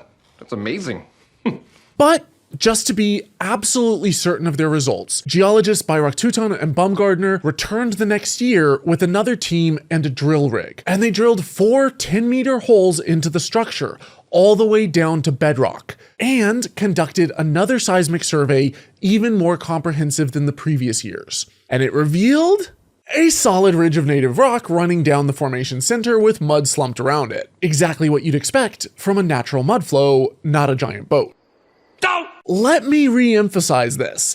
The results of every single scan and the drilling confirmed beyond the shadow of a doubt that this was a geological formation and not a man-made structure. And this is where the story should have ended. But instead, Wyatt got shady. Like, really slimy. Because even after Tom Finner, Bayrak-Tutin, and Baumgartner had all thoroughly debunked Wyatt's amateur scans and radar evidence, Wyatt continued to use all three of their names and credentials to lend credibility to his claims, something his organization is still doing 40 years after his initial garbage scans. He did the same thing to Dave Fassold, continuing to use clips of all of his experts expressing early enthusiasm long after they had publicly denounced him. I have no doubt in my mind that this has to be a man-made structure. It's full of metal. Metal has a regular pattern to it. And the size of the thing and the shape of the thing is such that it's almost certainly a large boat. Oh, and when they denounced him, Wyatt's response was to attack their character and motives. He suggested that Baumgartner only denied the Ark's discovery to protect his career, a claim which Baumgartner, who continued promoting the flood as a creationist, called a falsehood and morally wrong. But what about the lab results for Wyatt's samples of man-made metal and fossilized wood found at the site? Well, it turns out Wyatt had blatantly misrepresented those results too. The supposed metal rivets and brackets were examined under microscopy and found to be iron-rich concretions, naturally occurring blobs of hematite and limonite within the rock. Natural mineral formations, not man-made fasteners. And as for the fossilized gopher wood, Galbraith Laboratories in Tennessee, a lab that Wyatt often cited, reported that they had never identified any of the samples as petrified wood, and were only asked to test for basic chemical elements. The lab results never confirmed Wyatt's interpretation, despite how he portrayed them in his promotional materials. It was nothing more than ordinary rocks, basalt and layered limestone, with no cellular wood structure whatsoever. They did contain some carbon and iron, but only in amounts you would expect from natural rocks in the area, not ancient timbers. According to Baumgartner, when Wyatt was asked why none of his samples of fossilized gopher wood had tree rings or any other features characteristic of fossilized wood, he retorted that before the flood, trees must not have had rings. Oh, how convenient! Interesting. It's almost like the trees didn't have growing seasons. That said, Ron did eventually get a hold of what appears to be rivets and samples of fossilized wood, which are now on display at his museum in Tennessee. I got a private tour there and held one of the samples myself. But the source of these artifacts was never verified. And in 1992, Dr. Baumgartner straight up accused Wyatt of planting fake artifacts, stating in a letter that he was almost 100% certain that Ron planted the alleged metal rivets and petrified wood samples that he showed in photos to promote his work, explaining that in weeks at the site, despite Wyatt's claims that there were trainloads of fossilized gopher wood, he never once saw any sample that even remotely resembled petrified wood. And these allegations of fraud weren't just coming from Baumgartner. Wyatt's own son would later admit that his father had planted a chariot wheel in the Red Sea before claiming to have discovered this amazing evidence of Moses' Red Sea crossing. Now, David Fassold was a bit more reluctant to give up on Wyatt and the Jeruppanar site. After all, he had just published a book titled The Ark of Noah, which was apparently the 15th best-selling book in the nation, and was being translated into 5 different languages. However, when he flew a documentary crew from ABC out to the site on his own dime, he was unable to replicate the metal detector results. I might give up on this right here for now and go up inside and see if I can retrace some of the metal lines that I got when I was here a number of years ago. He got called out for using divining rods. Finally, Dave resorts to his frequency generator, which to the untutored eye look remarkably like divining rods. They do seem to work, for him at least. Can I have a go with this? Yeah. When you get real good at it, you can actually have it like that, and it will actually go like this. It'll defy gravity. On the line, nothing. In the middle, nothing. When we try to repeat the experiment, it doesn't work at all. This is with teaching from the master. And when they dug a trench and drilled a hole where Fassold said ship beams should have been, there was nothing but mud. What is it? Mud. Exactly what we're seeing everywhere. You sure? Of course I'm sure. But perhaps worst of all, the protruding rib timbers that Wyatt had photographed were nowhere to be found. This is what I came here to see. This is why I'm so sad. I came here to see this. And you tell... Yeah, wait a minute. Whose photograph was this? Wyatt's. But alas, there's nothing to be seen. Got 1, 2, 3, 4, 5, 6. Then it's this ridge. But now this was done 2 years ago. Do you suppose it's just some kind of a material that maybe the rain has washed off? However, when he learned that Wyatt had shaved off the sides of the structure with shovels to make them look more like rib timbers, he grew skeptical and collected 12 samples of alleged fossilized wood, a supposed iron bracket, and part of what Wyatt claimed was an anchor stone and a reed stone. He sent them to Dr. Lawrence G. Collins, who sat him down and graciously gave him a crash course in geology, explaining the difference between these samples and actual fossilized wood, iron brackets, etc. So in 1996, they co-authored a paper together, providing an in-depth geological analysis of the site. After thoroughly studying all the evidence to date, they too concluded that the boat-shaped formation was entirely natural, explaining in a detailed paper how local geology could account for both the shape and the iron oxide patterns that had fooled Fasold initially. After 10 years of passionate conviction, Dave had decided he no longer believed his own Ark story. I can admit that I'm wrong, as long as I'm enlightened, as long as I learn something from it myself. But you've put an enormous amount of money, an enormous amount of your life into Noah's Ark. It was a great adventure. Yeah. That's about all you can say. Fasold cared about the truth, and realizing he'd been duped, he canceled his book, forfeiting hundreds of thousands of dollars in potential royalties. And while Wyatt's organization still continues to use footage of Fasold to bolster their claims in their promotional materials that this was Noah's Ark, he brought in Dave Fasold, a marine salvage expert, to assess it. Fasold died in 1998, penniless, unable to even pay for his cancer treatment. So, what is the Derupinar Site Formation exactly? Well, it's a natural geological formation known as a doubly plunging syncline. When tectonic forces push against each other, they can cause the ground to fold up like a carpet being pressed on from both ends. If you have uneven forces from multiple directions, it can pinch the ends. Then add landslides, earthquakes, and erosion over thousands of years, and you get this unusual but entirely natural, sort of boat-looking formation. There are plenty of other places around the world with doubly plunging synklines. Here's one in Burke's Garden, Virginia. This one in the Anti-Atlas Mountains, Morocco, also looks like a ship.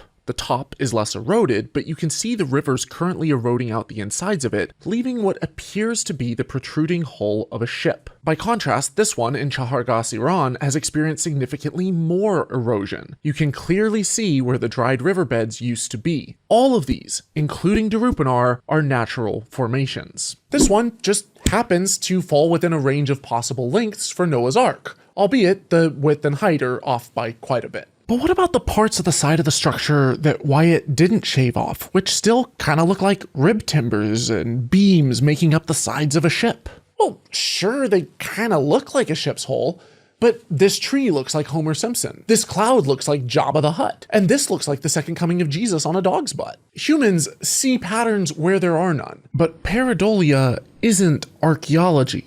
These are literally just giant chunks of hardened mud containing rocks and boulders separated by erosion gullies. And no, there is no petrified wood inside. Scientists have checked for that too. And so we're actually looking at the eroded rib timbers of Noah's Ark.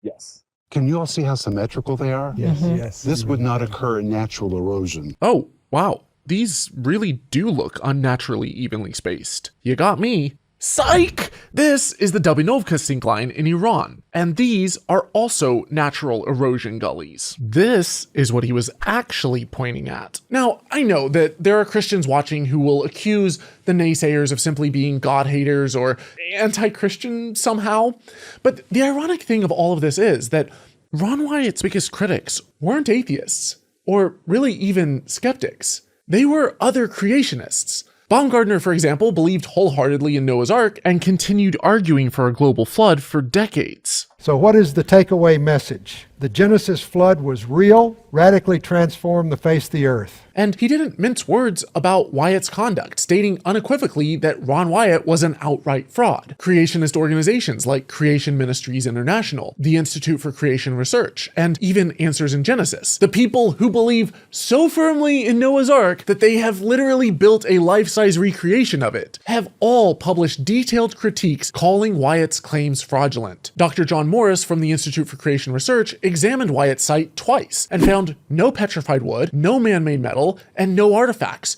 only unusual geology. Ron Wyatt is a liar. Wyatt never performed an actual archaeological excavation, because what he was doing wasn't archaeology.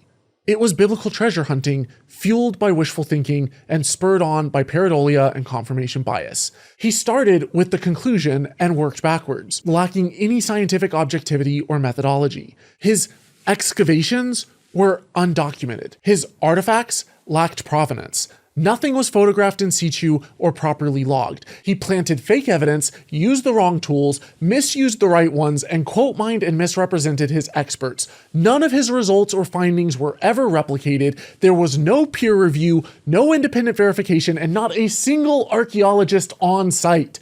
If anything, you could call this a masterclass in how not to do archaeology, taught by Alabama Jones here, LARPing as an expert. I do like Indiana Jones movies. What makes this particularly tragic is that Wyatt's claims continue to fool people today, decades after every single researcher, including his own team members, thoroughly debunked them. And it's seen a revival on YouTube and TikTok thanks to Ron Wyatt 2.0 here, Andrew Jones, a tour guide who set up a visitor center on site, who scanned it in 2019 and claimed that because some of the rocks appear to be at right angles, therefore man-made rooms, because, you know, nothing in nature is ever perpendicular. Needless to say, like Wyatt before him, none of Andrew's dilettante work has been submitted or published in a peer-reviewed journal, nor would I hold my breath for it to be. The fundamental problem with what Wyatt was doing and with what Jones continues to do is that it's not science at all. When you start with your conclusion and work your way backwards, cherry picking and misrepresenting the data to fit your predetermined beliefs, you can make absolutely anything look believable. That's confirmation bias dressed up as research. Unfortunately, the Noah's Ark hoax was just the beginning for Ron Wyatt. Using the same shoddy methodology, he went on to convince millions of people that he had also discovered the Ark of the Covenant, the site of the Red Sea crossing, Jesus' actual crucifixion site complete with a sample of Jesus' blood, and Sodom and Gomorrah, which I actually covered already in detail in my video Nothing Fails Like Bible History, episode 9. Linked to below. He also claimed to have found the Tower of Babel and the actual mountain where God gave Moses the 10 Commandments. Apparently, every single one of these major biblical locations remained hidden in plain sight for thousands of years because God was just waiting for his boy Ron the nurse anesthetist to come along and find them all. We went over and got tickets to fly from Istanbul to the Albuquerque, and God had arranged that commercial airline flew right past the Tower of Babel where I could get a perfect shot at it right out the window. And there it is. Now, each one of these claims has been thoroughly debunked and is just as ridiculous as Wyatt's Noah's Ark hoax. But I'll have to cover those spectacular failures in future videos.